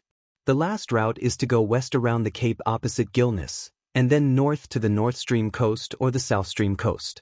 These 3 routes must be paved with the blood of the orcs. Why can't they conquer the sea route more than 2,000 nautical miles away? Aurelia asked. Because Duque deliberately kept her in suspense. He took out a piece of okra from the ice bucket, dipped it in soy sauce and wasabi, and was about to put it in his mouth. Who knew that Aurelia would come to snatch the okra? Well, her cherry lips bit down on Duque's hand. Originally, Duque vowed to die rather than submit, but when the great demon king snatched the food, Mount Hyjal happened to swing in front of Duque's eyes unconsciously. And then Mr. Okra died in battle. You have big breasts, you're ruthless. Aurelia, the cute girl, did not seem to realize how lethal her action was to a little boy who was about to lose his Kirin arm. She even raised her nose proudly. Because of what? Because there's a giant whirlpool in the west of the southern continent. Not to mention the orcs' ships, even the ships of Cultivation would have sunk. Duke was a little stunned as he answered. Does that mean that the Horde can't even find a place to land? If the Horde doesn't mind setting off from the Gulf of Paladin in the wetlands and being bled all the way to the South Stream coast, they can still land. But how effective it will be is another matter. Duque had completely lost his foresight on how the Horde would land. In the original history, the Horde landed on a large scale and succeeded in one go. They mobilized Lothar's army in the Hillsbrad Hills. Lothar was forced to fight a field battle with the Horde. The result was a draw. Orgrim led the Horde's army to the hinterlands in the northeast, and then went all the way to the High Elves in the north. Now, it was time to see what Orgrim would do.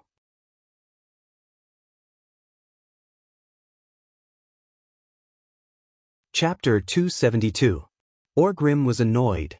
The failure to cross the sea to attack South Shore was a humiliation in his history as a great chief.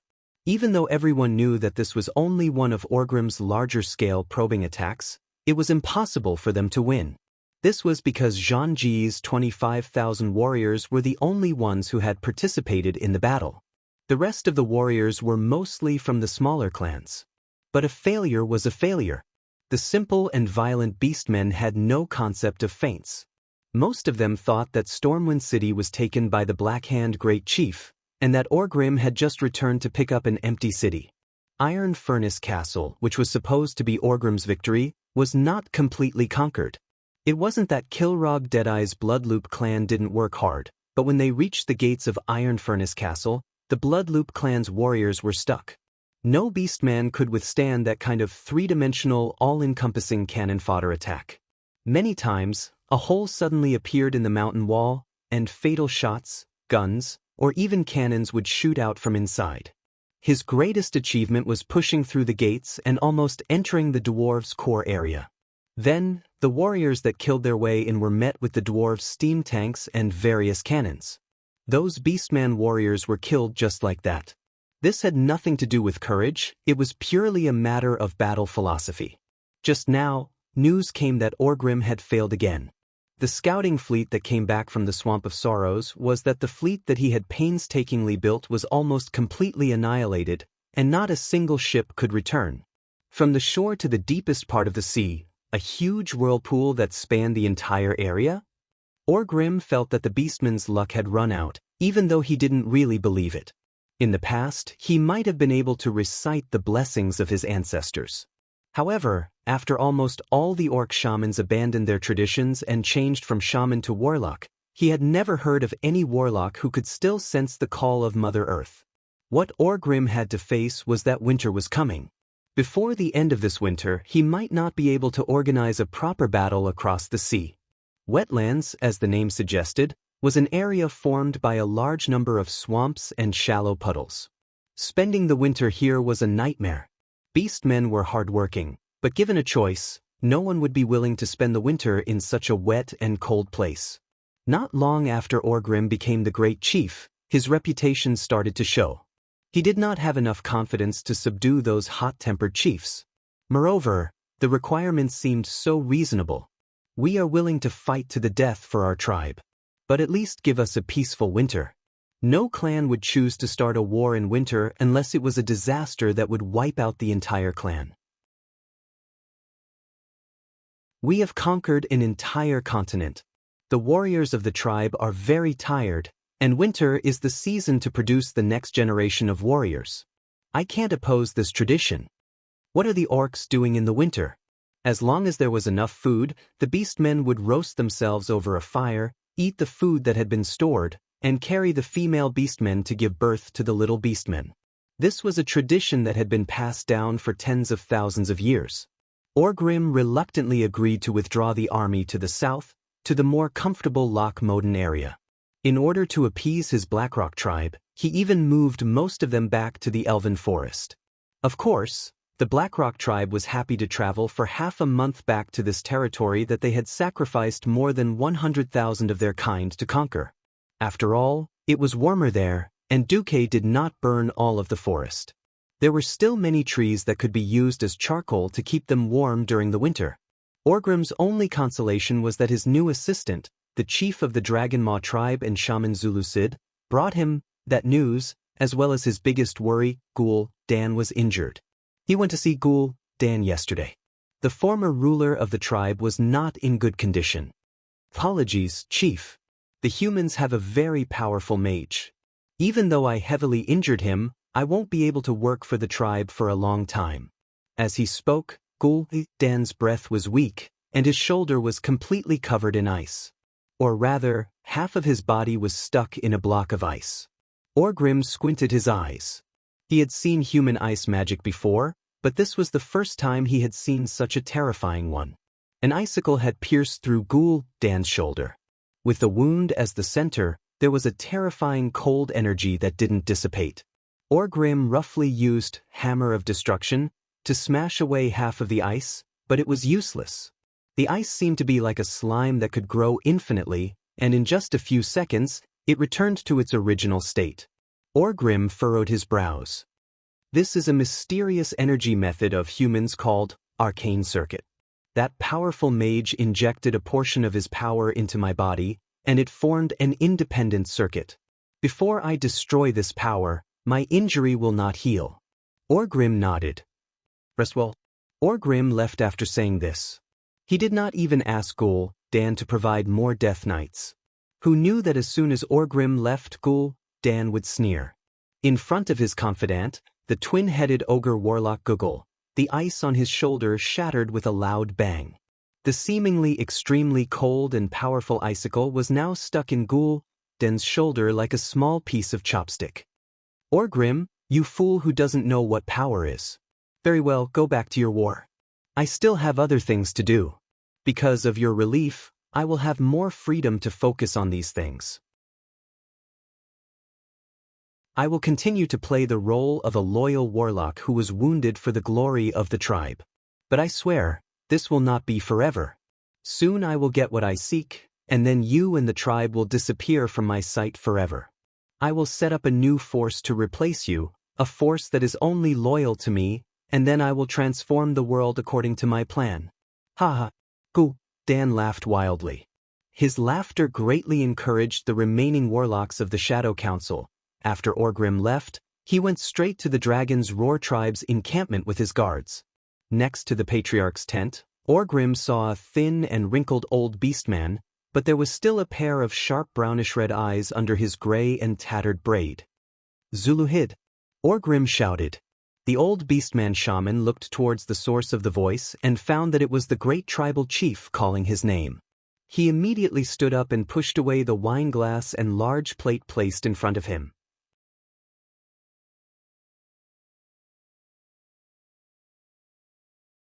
Chapter 273. Doom Hammer. Unlike Ghoul Dan's humility, Zulud didn't bow, and Orgrim didn't mind either. After all, Zulud was a tribal chief, the leader of the Dragonmaw tribe. He was also a shaman, the only shaman who accompanied his tribe after coming to this world. Furthermore, Orgrim felt more comfortable talking to a typical beastman like him. It was because of the shaman's strange prophecy, or rather, the things he could provide that Orgrim was very interested in. How's that going? Doomhammer didn't bother with pleasantries and directly took the wine cup Zulud handed over. The wine inside was very good, and the human blood that flowed into the cup made it even more delicious. It's done. Great chief. Zulud opened his smelly mouth and let out a smile that seemed like a declaration of victory. Take me to see it. Immediately. Orgrim couldn't wait any longer. Of the two attacks, one was a complete defeat, and the other was a complete failure. Orgrim deeply felt the bottleneck of the beastmen. As the most knowledgeable beastman, and also the one with the highest position, Orgrim knew that the era of the beastmen conquering the world was over. Understood. Please follow me. Zulud called for Orgrim to mount his warg. Not long after, they arrived at the southeast side of the wetlands. This place was called Grimbader, as the dwarves called it. It used to be a dwarven stronghold, but now it belonged to the Dragonmaw tribe. While the rooms in the dwarven stronghold were large enough for the dwarves, it wasn't friendly to most of the beastmen. Zulud had most of his tribesmen who had nothing better to do expand this place. The stronghold was well equipped, and it was built inside the mountains, making it easy to defend. This was very important because there was a killing machine here that could break through the damned defenses of the humans. Zulud brought the great chief and his guards deeper into the stronghold, and finally arrived in front of a large iron gate. One could imagine that behind the gate was a vast underground hall. What's inside? You told me a few weeks ago that you sensed an incomparably powerful mysterious force that could change the entire situation. Is this thing inside now? Yes, my great chieftain. I hope the thing inside has that value. Do you know? Zulud, for the sake of that illusory image of yours, I sent you 30,000 elite orcs as a search team and 100,000 laborers as excavators. If it weren't for you, I would have gone all out to attack South Shore. If you disappoint me, I don't mind showing you the wrath of the great chief. Orgrim raised the hammer of destruction in his hand and made a threatening declaration. You won't be disappointed, great chief. Zuluhid wrinkled his nose and revealed a rough smile. At this moment, one of Orgrim's guards tried to touch the handle of the gate. The Dragonmaw tribe's chief issued a stern warning. He took out a strange thing from a large bag on his waist. It was a huge and ordinary-looking golden disc. He raised the disc high up in the air. I am the master of Demon's Soul, and I order you to appear in the name of my master, Guardian. It was hard to tell if Zuluhid was using the shaman's power or not. In any case, in the eyes of the great tribal chief and the dozens of orc guards, they could only see countless sparks surging from the huge iron gate, gathering into a figure in the void in front of the iron gate. The figure gradually became clearer. It was a tall and strong humanoid figure wearing unfamiliar bone armor. Its top looked like a demon's skull that had lost its skin and flesh, but it was burning with flames. Its eyes were balls of black flames. This strange existence floated in front of them. It was as tall as the orcs, but it looked sluggish. It emitted an indescribable power and a sense of vigilance. We want to go in, Zilid said as he raised the demon's soul in front of him and pointed at Orgrim and his guards. He was telling it that we included those creatures. The strange existence nodded, turned into countless sparks again, and disappeared in front of the gate. The Dragonmaw tribe's chief nodded to his great chief, indicating that they could enter. What will happen if we barge in? Orgrim asked. Very bad. That time, a messenger came with your message. He didn't wait for me to remove the guard before rushing in. Then, that guard appeared out of nowhere and grabbed that idiot's head with its huge, burning hand. Then, that idiot's head turned to ash. Orgrim could almost imagine a huge flaming claw grabbing the careless beastman's head, flames coming out of his orifices. A few seconds later, the beastman stopped screaming, and his body went limp as his head turned into a pile of ash. Fortunately, Zuluhid was a pure orc, and not a schemer like Ghoul Dan who made Orgrim uncomfortable all day long. Fortunately, Ghoul Dan was heavily injured. The huge iron gate opened with a squeak. Inside, there were dozens of heavy metal chains that had been heated red by the high temperature and were attached to the wall. Oddly enough, Orgrim thought that he would see a gigantic creature cramming the entire cave. In the end, at the end of the magical chain that got thinner and thinner as it got closer to the center of the room, was a human female? From the point of view of the entrance, her face was pressed against the ground, and she was lying on her side with her head facing the innermost part of the cave. She was wearing a crimson-red gauntlet and leggings with golden edges, and a sexy bikini battle armor. As a woman, she was very beautiful. She had a head of fiery red hair and a body that was incomparably seductive in the eyes of humans.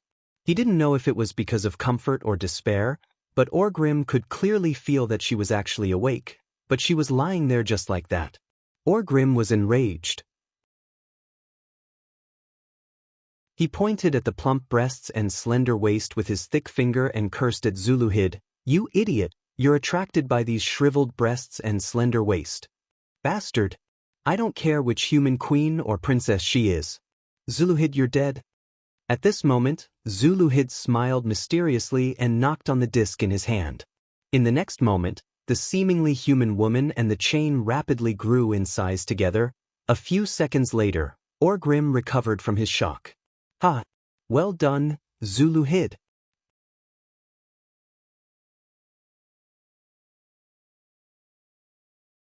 Chapter 274.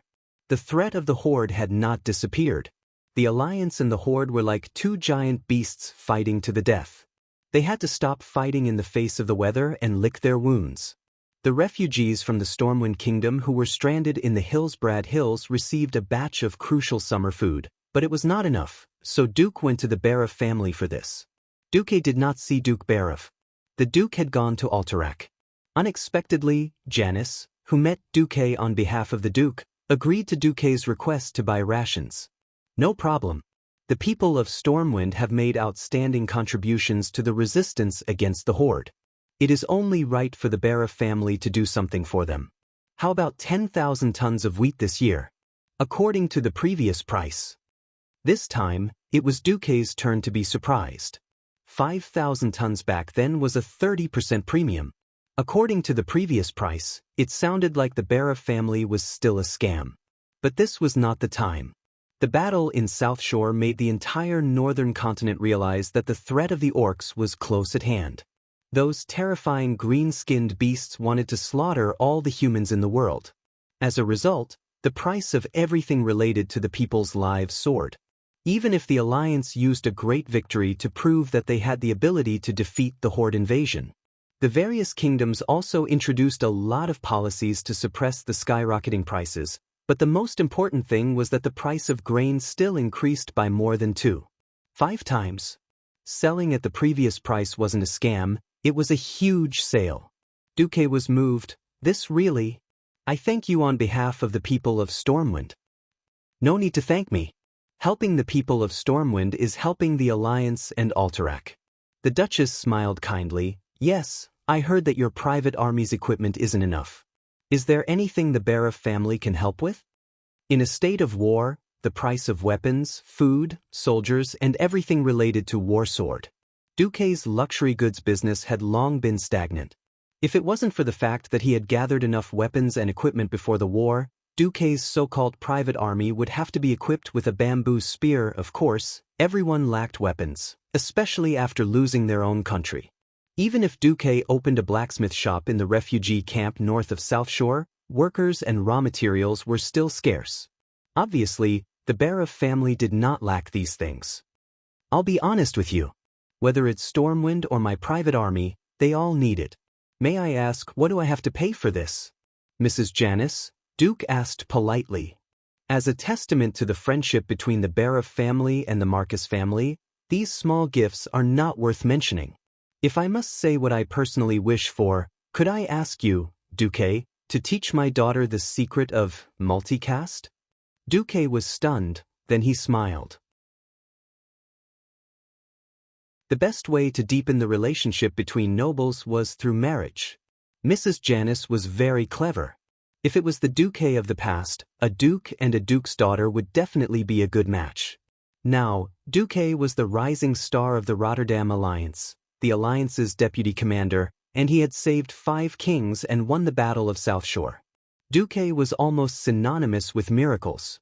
Princess Kalia of Rotterdam and many other princesses were almost at Duke's disposal. If he proposed a marriage, it would only be humiliating for the Barov family. On the other hand, the Barov family urgently needed a backup. Alterac was too weak. Even if they entered a state of war, the entire Alterac family only had a little more than 30,000 soldiers, including 20,000 farmers. These farmers who had just washed their feet and started working in the fields were completely useless in terms of morale and training. Putting aside the ambitious Rotterdam Kingdom, the wandering Stormwind Kingdom was an ideal partner to work with. Perhaps the refugees of Stormwind would stay near South Shore for a long time, but as long as the 7 human kingdoms still existed, and as long as the Alliance existed, Stormwind would definitely not dare to take the risk of being criticized by the world and covet Alterax's land. In a roundabout way to save the country, the Barov family proposed to let Lucia become Duque's disciple. In Azeroth, although there was no saying that a teacher for a day was a father for life, the relationship between a teacher and a student was still very important. If it wasn't for national righteousness, or the rise and fall of a country, it would be shameful for the entire human kingdom to betray and kill one's teacher.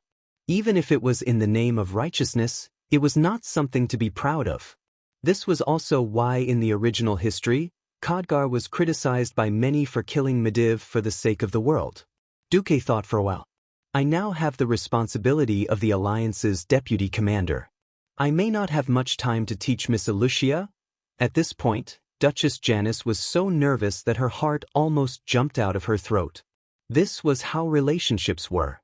If one did not advance, they would fall back. It was very difficult to maintain a stalemate. Moreover, Stormwind had already gained a foothold. The Barov family, which was weaker in terms of military strength, needed help from Duque and Stormwind in order to deal with the threat of the orcs. Things were different now. The current Duque and Stormwind could completely ignore Alterac and the Barov family. Not befriending the Barov family would do Duque no good, nor would it do him any harm. If he considered the destruction of the Barov family in the future, Duque really did not need to save this family. At this moment, the faces of the undead Janice and Lucia from Scholomance that appeared in Duque's mind overlapped with the Janice in front of him. For some reason, he suddenly sympathized with the Barov family. He had fought for so long just so that he would not become a ghoul. It was as if Duque could see the Lucia Barov of the future, standing among a group of necromancers. Even though her family was not far away, she could only wait for the Lich King to summon her to the holy land of the undead scourge. Mrs. Janice dissected the corpses one after another. At that time, she was no longer the elegant and beautiful mistress of the Barov family. In her crazy eyes, those soulless zombies were her only friends. Since the start of the First War, too many kingdoms and families had been destroyed by the 3 consecutive wars. Duque was not a savior. He could not save everyone. However, since this tragedy was happening right in front of his eyes, he might as well save them. Thinking of this, Duque changed the topic. However, if the Barov family does not mind, I am willing to discuss the mysteries of magic with Miss Lucia. At this moment, Janice finally let out a sigh of relief.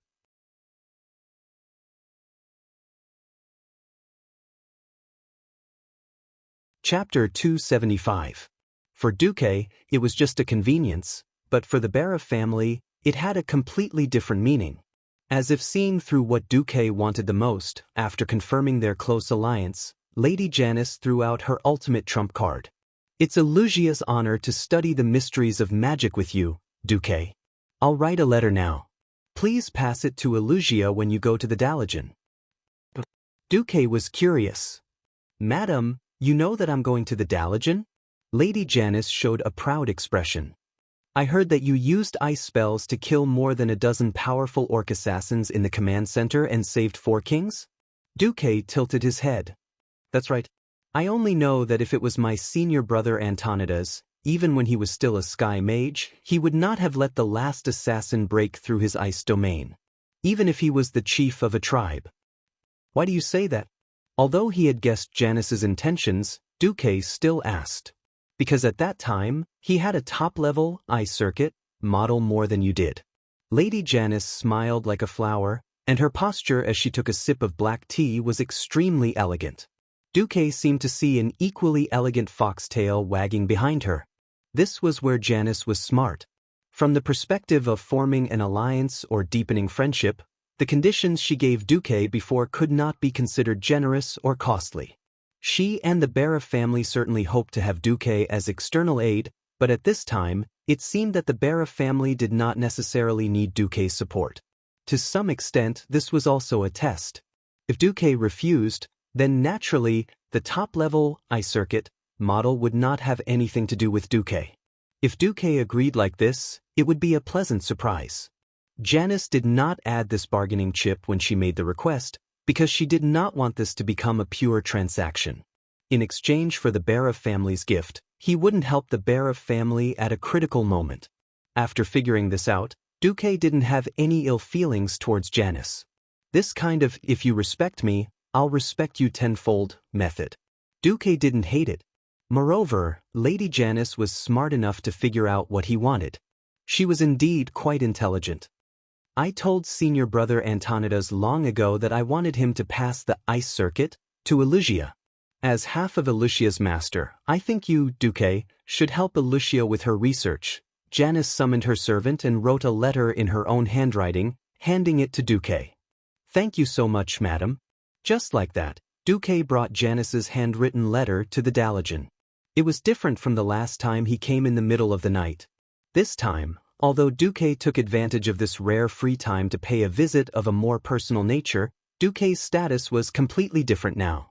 Previously, Duque's magic had not been proven to the 5 northern countries. Now, Duque was a big shot who had truly secured the position of the deputy commander of the alliance. Therefore, the person who led the team to receive Duque was Prince Kale, that's one of the 6-member council members who remained in the Dalajan. Welcome, Commander Marcus. At this time, Kale, that was still the role model of the High Elf. He was gentle and elegant, and he gave off a feeling of a spring breeze to anyone he met. Moreover, he deliberately hid the word deputy to make him appear more mature. Everyone liked to be flattered. Kale, that's name, which seemed to have slipped out, was actually a slightly exaggerated compliment. Hee, when you say that, I almost think that Commander Lothar is here, Duque replied without a trace. There's no need to be humble. Everyone knows your contributions to the alliance. Seeing that Duque was not snubbed, Kale, that did not deliberately sow discord between Duque and Lothar. He changed the topic and said, actually, many mages in the Dalajan are fascinated by your spellcasting skills. If you have time to come to the Dalajan to teach or hold seminars, I'm sure many mages will join the royal mages in Stormwind because of your reputation. It's not good for me to poach mages in the Dalajan like this, right? Duque was slightly tempted. In the Dalajan, all mages are equal and free. Mystics pay attention to fair trade. In order to explore a more profound world of magic, so what if I give up a moment of freedom? Just as everyone can freely choose whether to join the Dalajan's direct mages, the Dalajan will not mind free mages joining Stormwind or becoming your followers, Your Excellency. How about it? Do you want to consider it? Kale, that's flattery at the beginning had gone too far. Then this time, Kale, that's proposal could be said to be a tailor-made and wonderful proposal. It immediately touched Duque's heart. Abducting mages for free. He did not need to cultivate them himself. He could just take away a semi-finished product and train them himself for a year and a half. When the time came, even if they were not flashy enough, they could still be scary. Duque was really tempted. This time, Duque was sincerely grateful to Kale, sorry Kale, thank you very much. I think I'll find some time. Before that, I want to see Antonidas first. Please follow me. That's finally confirmed that he had redeemed the little bit of unhappiness at the beginning and had successfully gained Duque's favor. It was reasonable to say that as the prince of the High Elves, Kale, could completely ignore Duque on the surface. But one should not forget why Kale, had come to the Dalajan to study and then stayed for so many years. He could not return to Kuel Salis even though he was about to go moldy. The story behind this was the power struggle between his father, the Sun King, and the Silver Moon Council. Having seen the customs of the two worlds, Kale, had long become extremely mature. In particular, there was no harm in having a good relationship with Duque, the powerful deputy commander of the alliance. Moreover, he and Duque also had a strange sense of closeness. It was a kind of closeness that seemed to come from the same source. Walking on the streets of the Dalajan, Duque felt very strange. This was a Dalajan that had not been destroyed. although it was not as wonderful as the Daligen that floated in the air in the future and was known as the city in the sky. Now, this Daligen was even bigger and more historical. This wonderful city located south of Lake Lordamere was a combination of wisdom, power, grandeur, beauty, art, and mystery. It was the brightest pearl of the entire continent and even the entire world. Once, almost all the human mages in the world studied the magic they learned from the high elves here. And the mysterious and elegant white towers all over the city showed the wisdom, ambition, status, and power of the mages. If Duque had not inherited Karazhan, perhaps Duque would have considered building a mage tower here. As Kale, that's led the way, he introduced everything here to Duque. At this moment, a very beautiful blonde girl came in front of Duque. "Hello, Your Excellency Sky Mage Duke Marcus. I am Jaina Proudmoore."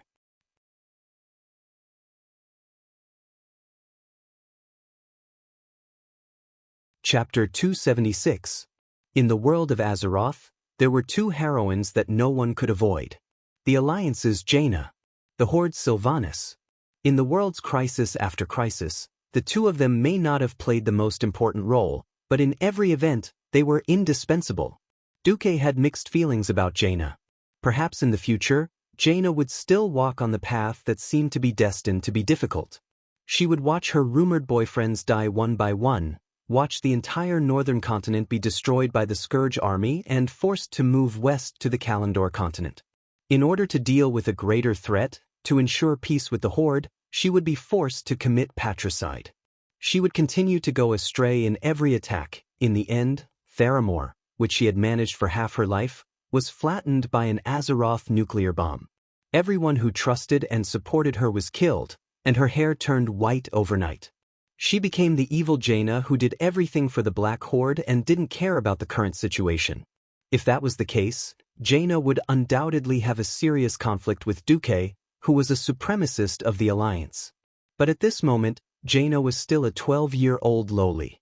She had a delicate face that seemed to be carved by God. She had a small chin, clear blue eyes, soft blonde hair that just passed her shoulders, and a curvaceous body that had yet to fully develop. She was a classic beauty that was off the charts. Sai, 12 years old. Before Duque's transmigration, this was the age where he would have to be punished. Perhaps she already had a lot of thoughts of love and peace in her heart, but it was only at the level of a young girl's fantasy. Perhaps she would still become the Holy Mother in the future, but at this moment, she was still a 12-year-old girl. Loli had three good things. No. Actually, with Duque's current status in the Jianghu, he was not inferior to Jaina at all. In other words, if Duque wanted to, he could totally adopt Jaina, change her name to Ailey, and teach her what it meant to be an Anababa. Cuff cuff. You must be joking. Duque was not such a person. He had always believed in his own integrity. Look, if necessary, he could loudly declare 3 times without hesitation. I'm not a lolicon. I'm not a lolicon. I'm a lolicon. There seems to be something wrong with the third time. Forget it, in life, there are as many troubles as the stars in the sky. Don't mind these small details. That's could not help but smile when he saw that Duque was stunned after seeing Jaina. He suddenly remembered that the all-powerful deputy commander of the Alliance who had killed more than 200,000 orcs twice was actually just a 15-year-old boy. Miss Jaina is indeed the masterpiece of the gods. She is one of the 2 most beautiful girls in Dalaran. Jaina's face immediately turned red when she heard Kale, who was handsome and didn't show any signs of being corrupted at all. Kale's, that is. Kale, as Kale, was. Looking at her beautiful face, Duke suddenly understood why Arthas and Kale, were infatuated with Jaina.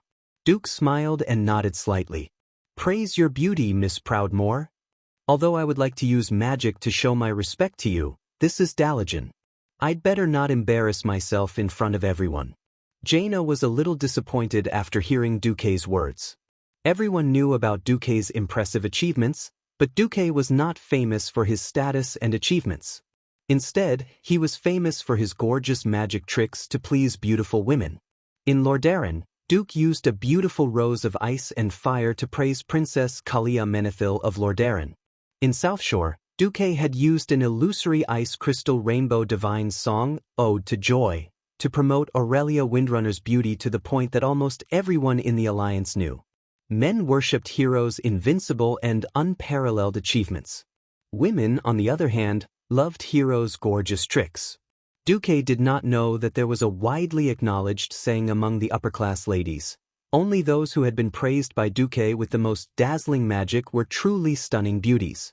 Firstly, she was quite confident in her beauty. Secondly, Jaina wanted to see what kind of hero this man, who had been repeatedly recruited by her father and almost became Kurtira's horse, was. Now that Duke had refused to help, Jaina's disappointment could be imagined. Unexpectedly, Kai Z started to make a fuss. Duke, that's not very kind of you, is it? I also know that Her Highness Kalia and Lady Aurelia are rare beauties in the world. Could it be that our Dalajan Princess Jaina is not as beautiful as them? Kale, that's put his hands on his hips, looking as if he was going to stand up for his Dalajan. This made it difficult for Duke to step down. Duke smiled bitterly. In the ordinary areas of the Dalajan, isn't it not allowed to cast spells casually? Kill, that's gently stroked his shoulder. I guarantee it with my identity. Damn it, I almost forgot that Kai Z is a member of the Kirin Tor 6-member council. Jaina did not speak, but she stared at Duke with her starry eyes full of anticipation. This was like chasing an old sow up a tree and then playing dumb pig jumping. Duke hated being forced, so he had an unspeakable evil purpose. Duke raised his hand. All right, for Lady Jaina's beauty. Under Jaina's expectant gaze, Kale, that's and the other curious onlookers, and under the gaze of Duke's guard, Gavin Rad, and his maid, Vanessa, Duke made his move. The immature ice circuit circulated, but with the help of the system, Duque created the most perfect fantasy effect. A huge ice crystal box appeared around Jaina. To be precise, it was this beautiful, almost transparent ice crystal box that contained Jaina. A box made of ice. Many Dalajan Morning Star mages could do it. What they couldn't do was obviously the incomparably intricate composition of the sound tube, soundboard, gears, springs, dampers, and other components inside. Although Kale, that's immediately sensed that the composition of this big box was incomparably complicated. As a magical genius and mechanical idiot, Kale, that's would never have guessed that it was a music box. 2 hands of magic gently twisted the springs on the big box. 2 beautiful ice crystal sculptures on the box began to spin and dance, 1 male and 1 female. The simple rotation was accompanied by a dazzling stream of light. And the foreign music that sounded from the music box easily evoked Jaina's beautiful memories of the past. She even felt a little nostalgic and fell into a dreamy imagination. No one thought that Duque could actually solidify abstract music into tangible magical artwork. It was simply a miracle. The sound made Jaina intoxicated. Well, if this music score could be composed with lyrics, it would be, "Ignore me, I'm a peddler, it's only natural for me to be worn down."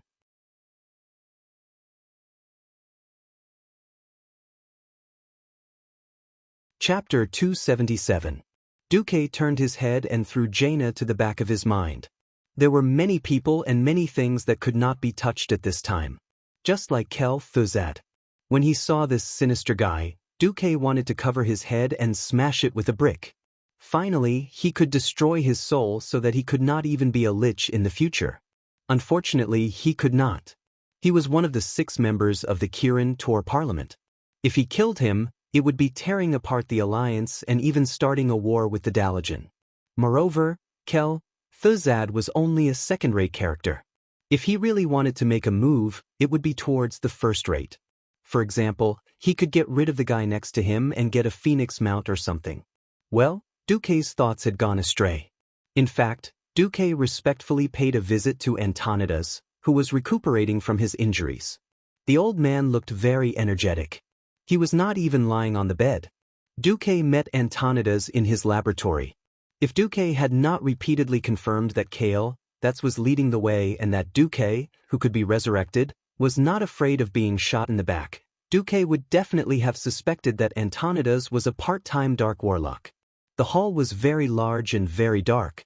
It was not because the lighting was not good, or because Antonidas had some kind of mental illness that made him like to hide in the dark and quietly enjoy the peace. It was because the air in the entire hall was filled with a large amount of dark energy.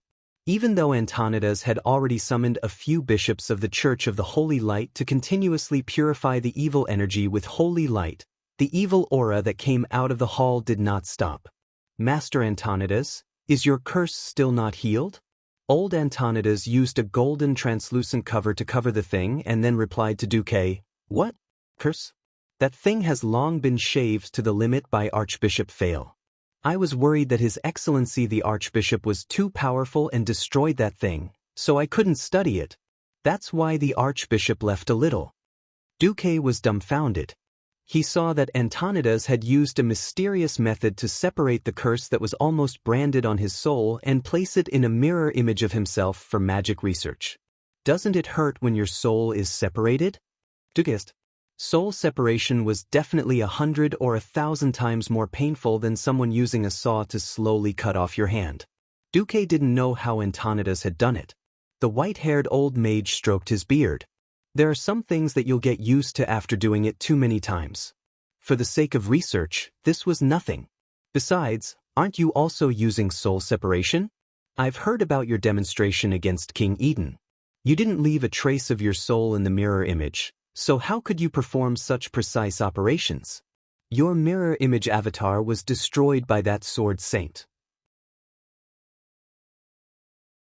You must be in pain, right? Seeing Duque's expression as he recalled the pain, Antonidas thought that he had guessed correctly. It hurts a little, Duque answered honestly. A perfect misunderstanding. Duque's mirror image avatar really wasn't controlled with his soul. However, being stabbed by the Fireblade clan's chief, Dahl, with his triple blood blade was truly painful. The system genie didn't detect his existence at all, and the protective shield that the system genie had released for him in a fraction of a second was unable to block it. As for Duque himself, because he hadn't mastered the ice circuit, he didn't have the ice barrier that was commonly known as a refrigerator. After coming to the world of Azeroth, Duque realized that spells or skills that could give you a short period of invincibility and protect you from any damage were not easy to obtain. The invincibility of a holy knight had to be truly recognized by the holy light. Similarly, the mage's ice barrier was the same. Of course, Duque could make ordinary ice. But in the face of absolute attack power, the hardness of ice was just a joke. To achieve that temporary invincibility, it was already close to the realm of domain power. For this, a top-grade ice circuit was indispensable. Otherwise, even if he learned it, it would only be a weakened version of ice barrier that only gave 2 or 3 seconds of invincibility. How could Duque bear this? At critical times, 1 extra second was life. Oh no, that was moral integrity. Either he didn't learn it, or he learned the best. Did you come here to see if this old man can still fight? Oh, it's alright, I was wrong. I shouldn't have abandoned my duties to the Alliance and secretly come here to do research. The next time that ghoul, Dan, comes, I promise I'll take action.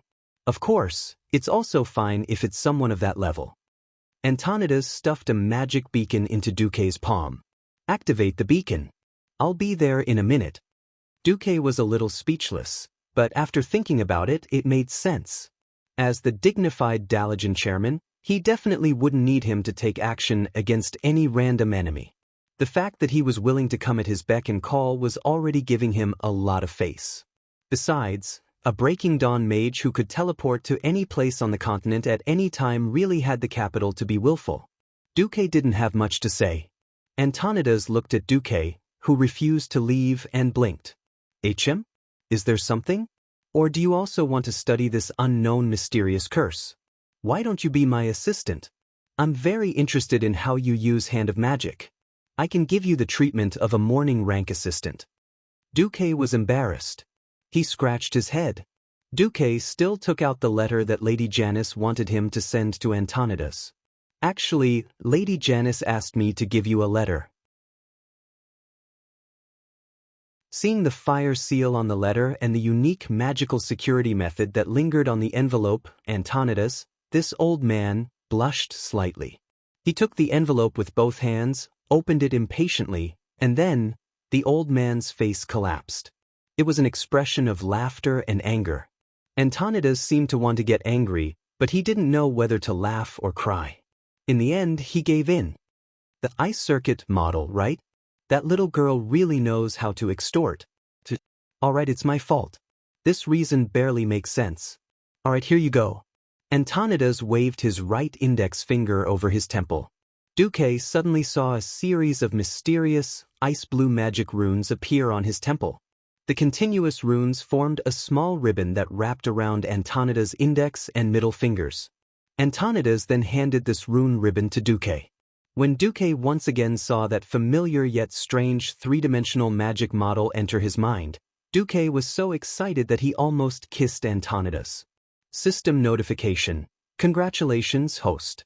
You have obtained the Breaking Dawn Magic Circuit model, Ice Crown.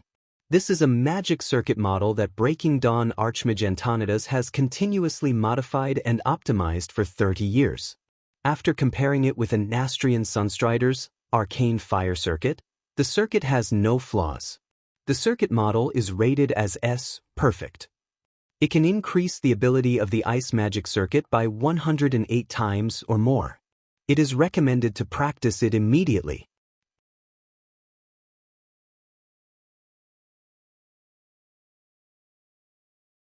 Chapter 278. 108 times? It sounded exaggerated, but in fact, it was because the ice circuit that Duque had created himself was too lousy. The magic model that he had casually found in Karazhan's library was definitely something that Duque had no choice but to do. Fortunately, rebuilding the magic circuit was not as troublesome as cultivating meridians like in the Wuxia novels that Duque had read before he transmigrated. Although the magic circuit was an important source of magic power for mages to cast spells, the magic circuit could be modified or even transplanted. The ice circuit was a bit like installing an air conditioner in the body. To put it simply, as long as there was a channel to continuously transport the heat away from the body, the effect of cooling could be achieved. To make it more complicated, all sorts of things were needed, such as filtering the air that was sucked into the air conditioner, mixing it with the fresh air outside, cooling it down, and then transporting it back to the place where it was needed. The same was true for the top-notch ice circuit. Compared to the ordinary ice circuit, the Crown of Ice was undoubtedly much better. First of all, the number of elemental planes that could be connected at the same time could theoretically reach up to 128, and the number of suction points that could absorb ice elements from the atmosphere was 256. The ordinary version had 3 planes and 12 suction points. Secondly, it was stability and anti-interference. The ordinary version had only one connection method, and if it was broken, it was broken. The Crown of Ice had multiple threads that were connected at different frequencies at the same time. If a few were broken, others could be added. Then there was coordination. Antonidas' advanced product had designed a magic circuit array that could mix the ice elements of various elemental planes with different output per unit of time, and finally turn them into a unified flow that would be injected into the next level of the circuit system. Finally, there was filtering. The Crown of Ice would automatically determine the purity of the ice elements in the circuit based on the physical condition of the owner.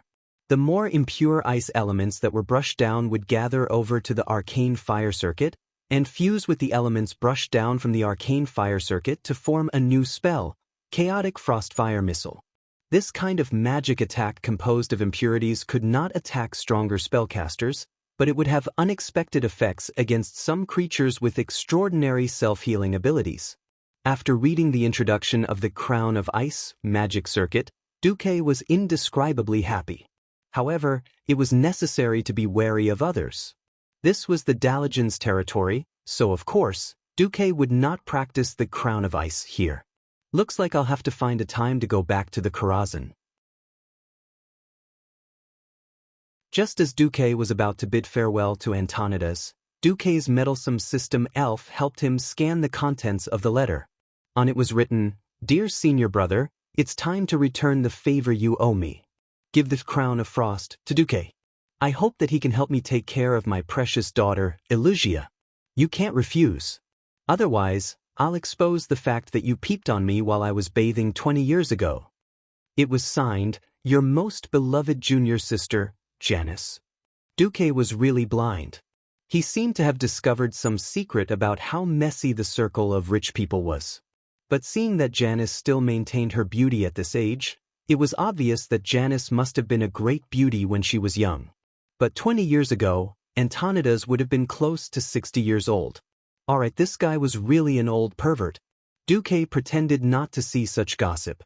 Anyway, Duque said goodbye to Antonida's with a straight face. When he came out, he was surprised to find that Kale, that was still waiting for him. Your Highness. Duque had wanted to say, you're so free, but he changed his words. I'm really ashamed that you've waited for me for so long. The High Elf Prince was as dazzling as ever. His white teeth could be used in a toothpaste advertisement, and his golden hair could be used in a shampoo advertisement. Before Duque's transmigration, he would definitely be a national-level handsome. Alright, Duque was being modest, but in reality, Duque was jealous. Smile was as amiable as ever. I'm the one who should be ashamed. I've seen a lot of magic messages and magic images. I also think that the existence of the orcs is a nightmare for the entire world of Azeroth. Whether I'm a part of the continent or a part of Kirin Tor, I should participate in the war. Unfortunately, no one can escape from their origins. Since I can't go to the battlefield, I can only help you in this way. Because this is also helping the Alliance. Duque suddenly sighed. Kale, that was indeed a good young man. If not for the series of tragedies and conspiracies surrounding him in his later life, he would definitely be the kind of person who was a good student when he was young, one of the top 10 outstanding youths when he grew up, and an idol like him when he was older. Alright, Duque took back the idea of killing this guy and making him drop a phoenix or something. For now, thank you for your help, Your Highness.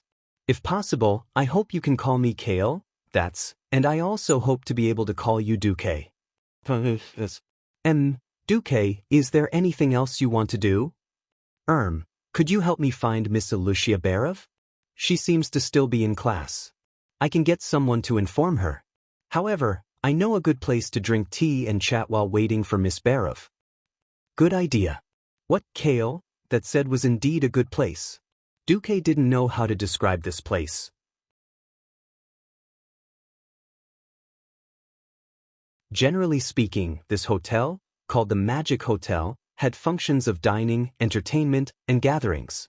This hotel next to the Dalajan Central Square was more like an elegant salon.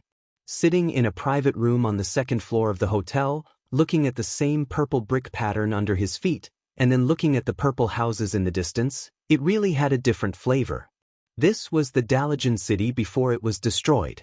This Dalajan city could be said to be of the same architectural style as the Sky City that floated in the sky in the future. Most of them were purple torch-like pillars or towers, fire-shaped or circular roofs, with torch-like golden edges and long white pillars below. It looked a bit like the Middle Eastern architectural style before Duque transmigrated. Sipping the faint red wine, he looked at the mages and magic apprentices coming and going below. Duque listened attentively. Almost everyone was talking about magic or magic-related things. There was almost no topic about the orcs. It was completely impossible to see that the dark clouds of war had enveloped the entire northern continent. Very peaceful, isn't it? Let's ask. Yes. I don't feel the aura of war. In fact, it still has an impact. Because of the advent of war, in July, the entire kingdom has changed 70% of the fields that were originally used to grow magic materials to grow food. At the same time, the parliament has announced that any high-consumption or high-risk experiments are prohibited. All battle mages have cancelled their holidays and changed to be on standby 24 hours. Sigh, war is really too terrifying. If this kind of war continues for a few years, I really can't imagine what will happen to the Dalajan.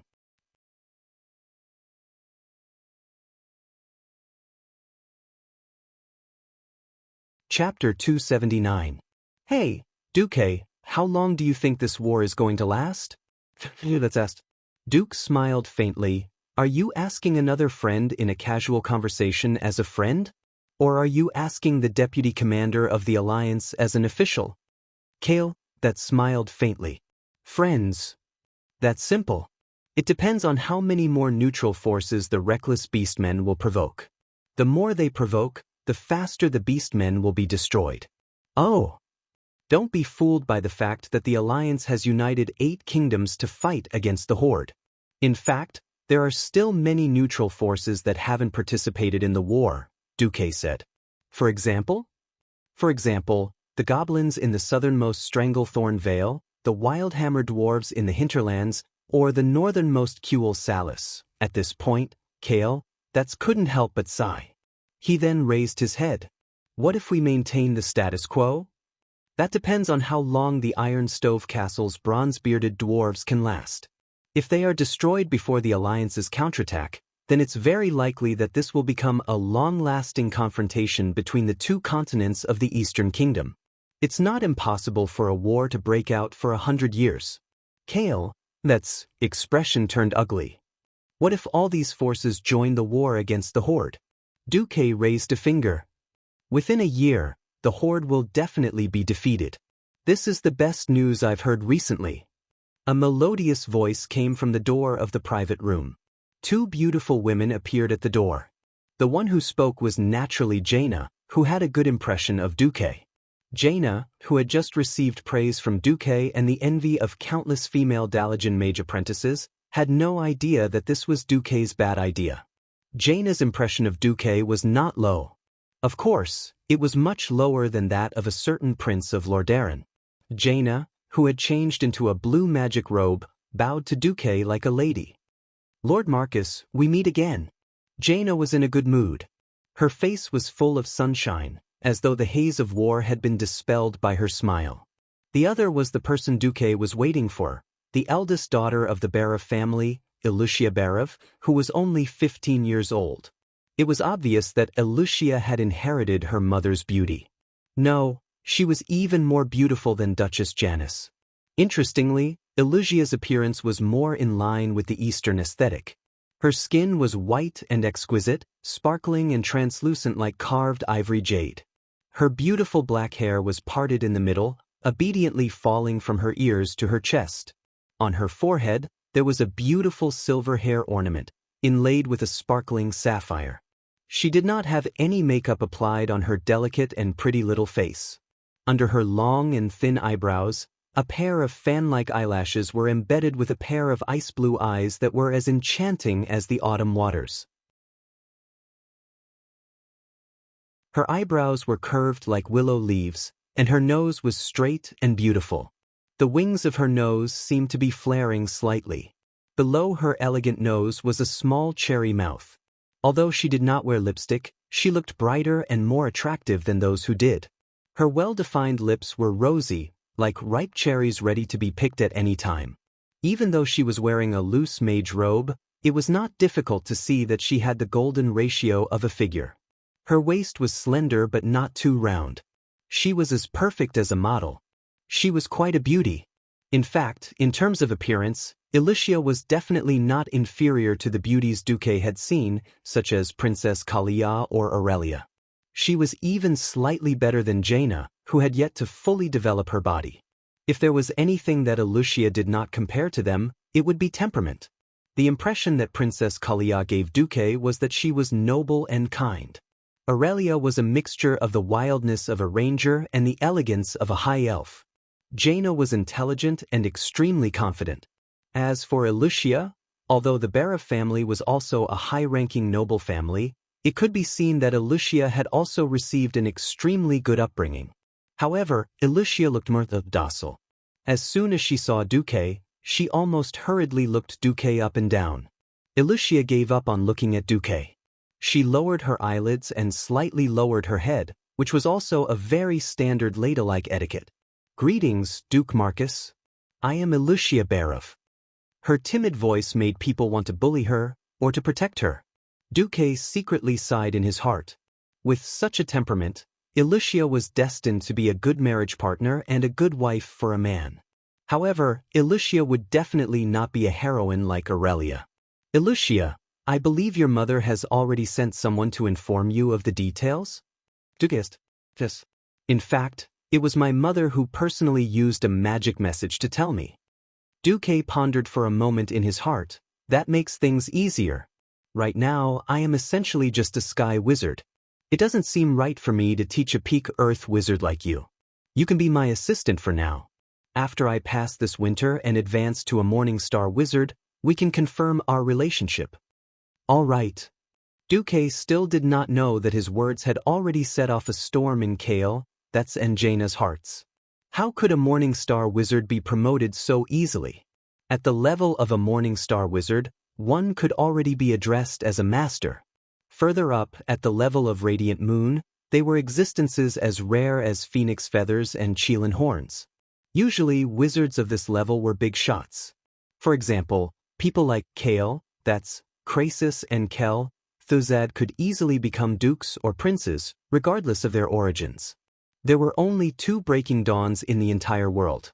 When Duque said he wanted to advance, he did it as easily as if he was eating and drinking. If it were anyone else, they would definitely be treated as a braggart.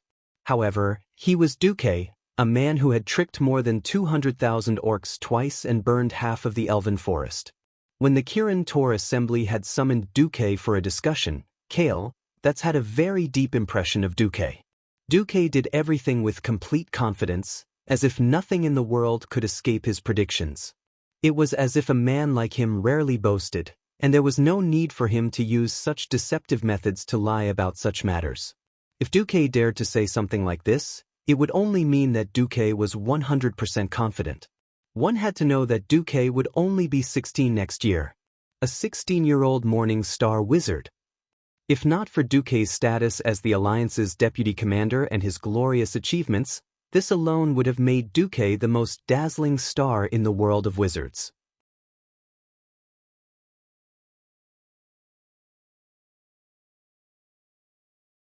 Chapter 280.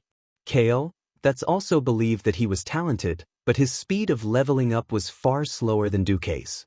The power he had today was built with the long lives of the High Elves. Kale, that's heart-rippled, and Jaina, who still had the temperament of a little girl, jumped up and down excitedly, congratulating Duque. Ilusia's expression was a little complicated. She did not know how to describe the relationship between her and Duque, which seemed to be close, but in fact did not have much to do with each other. She could only congratulate Duque lightly. In the Berav family, Ilusia felt suffocated. The noble Berav family was a typical aristocratic family.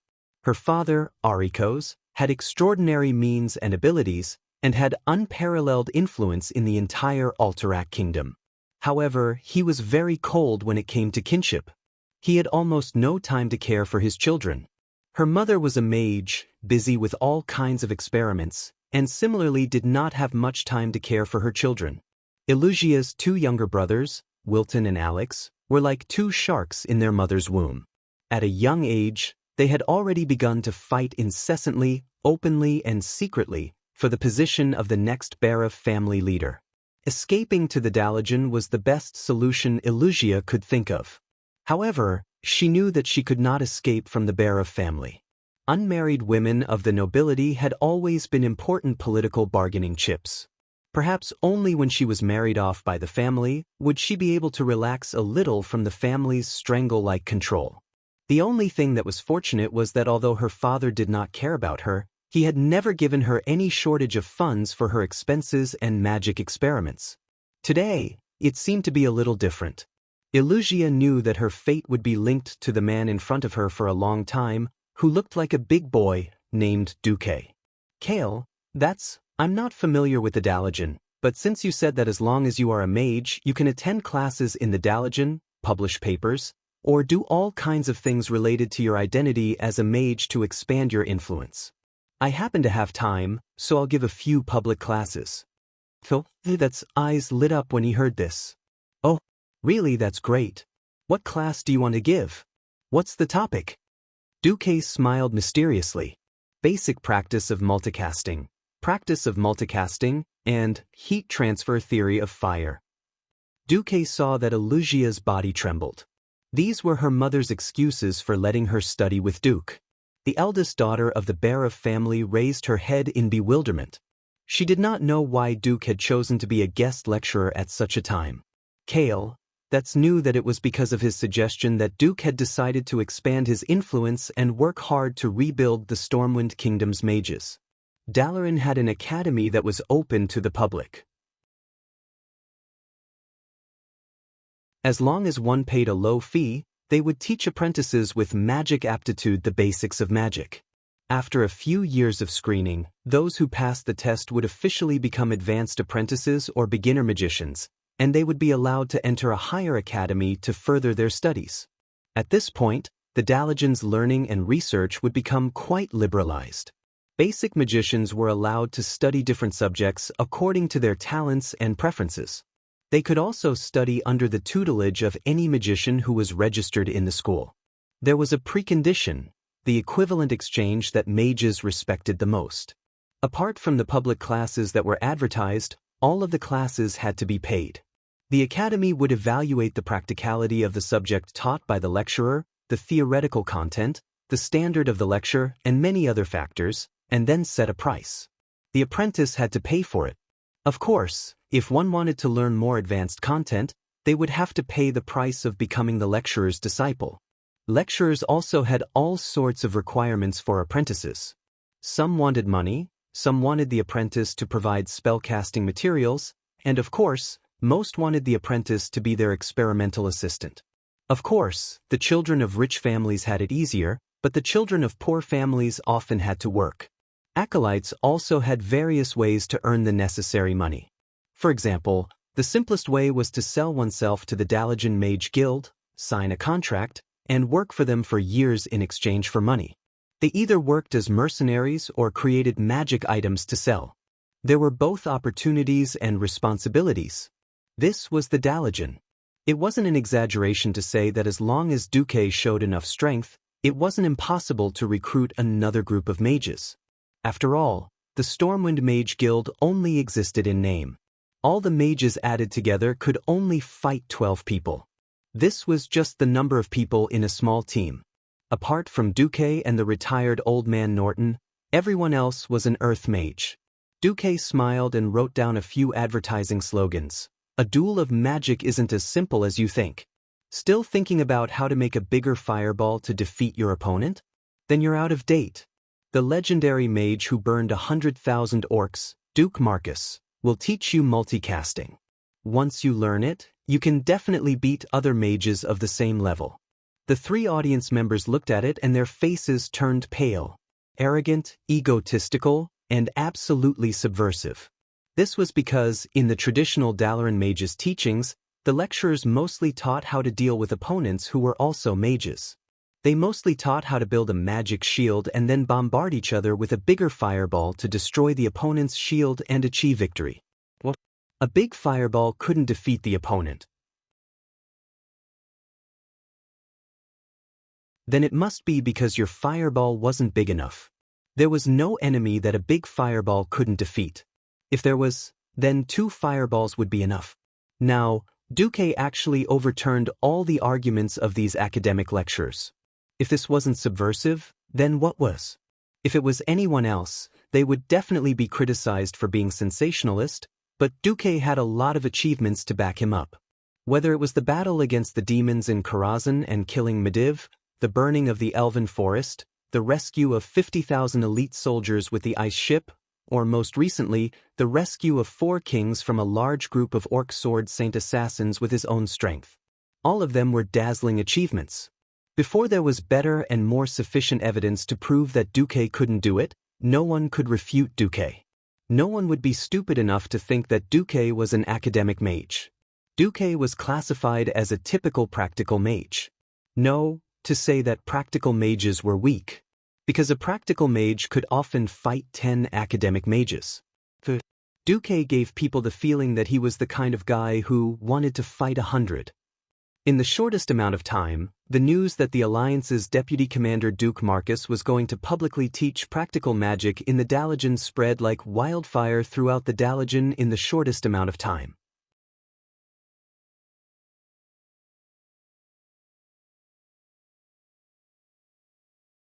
Chapter 281. Dalaran, which used to be bustling with activity, was now shrouded in an interesting and strange atmosphere. Hey, did you hear? That Duke Marcus is going to have an open class in the Dalagen. Open class? Which Duke Marcus? Idiot. He's the deputy commander of the newly established Lordaeron Alliance, Sir Marcus.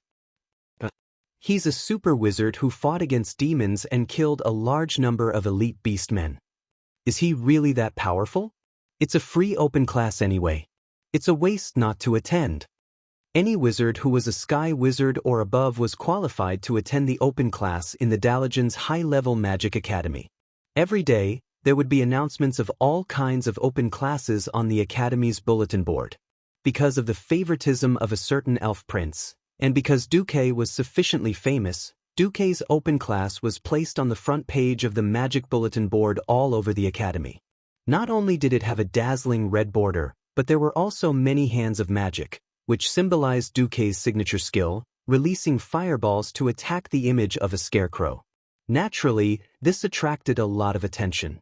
The Dalagen would decide the grade of the open class in a very simple way, and that was through student voting. Any apprentice or wizard could press their magic seal on the bulletin board to show their interest in the class. The day before the class started, they had to go to the Dalagen's curriculum system to confirm the class. The academy would confirm the location of the class the night before according to the number of people participating in the open class. The result of Duque's open class was, of course, popular. It was very simple. Duque was famous enough. He killed the demon king Sargeras, the successor of Karazhan, the Duke of Stormwind, the deputy commander of the Alliance, the youngest peak sky wizard of the current generation, the victim of 200,000 beastmen, and the wizard who could best use magic to coax peerless beauties. Any one of these could attract the attention of apprentices and wizards, not to mention all the glory and fame. The result of the unprecedented popularity of registration was that the number of applicants far exceeded the capacity of any Dalagen lecture hall. The Kirin Tor Council, which was actually Kale, had no choice but to announce that official mages would be given priority to attend the class, and the remaining places would be given to apprentices.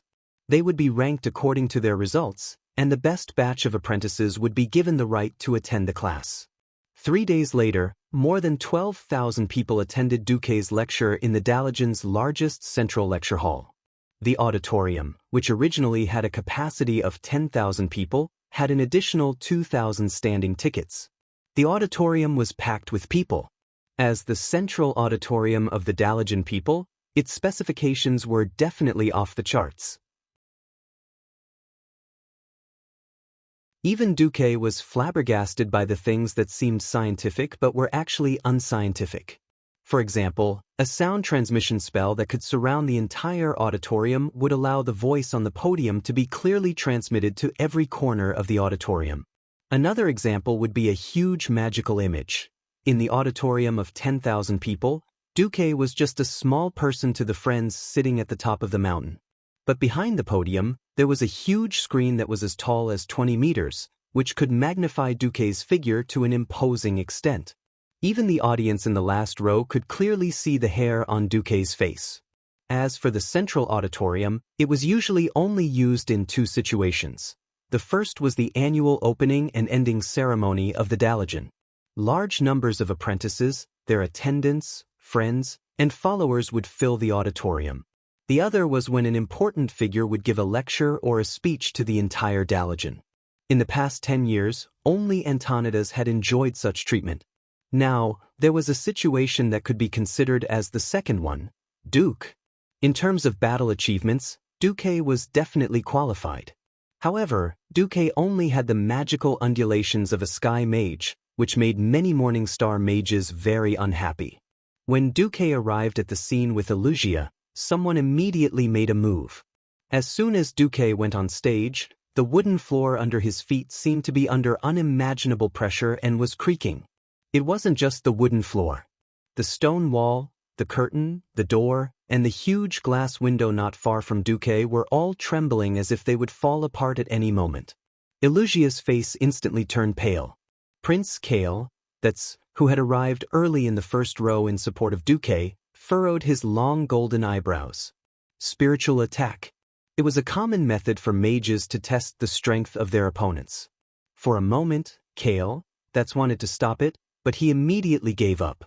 Respect was not something that could be obtained by talking big.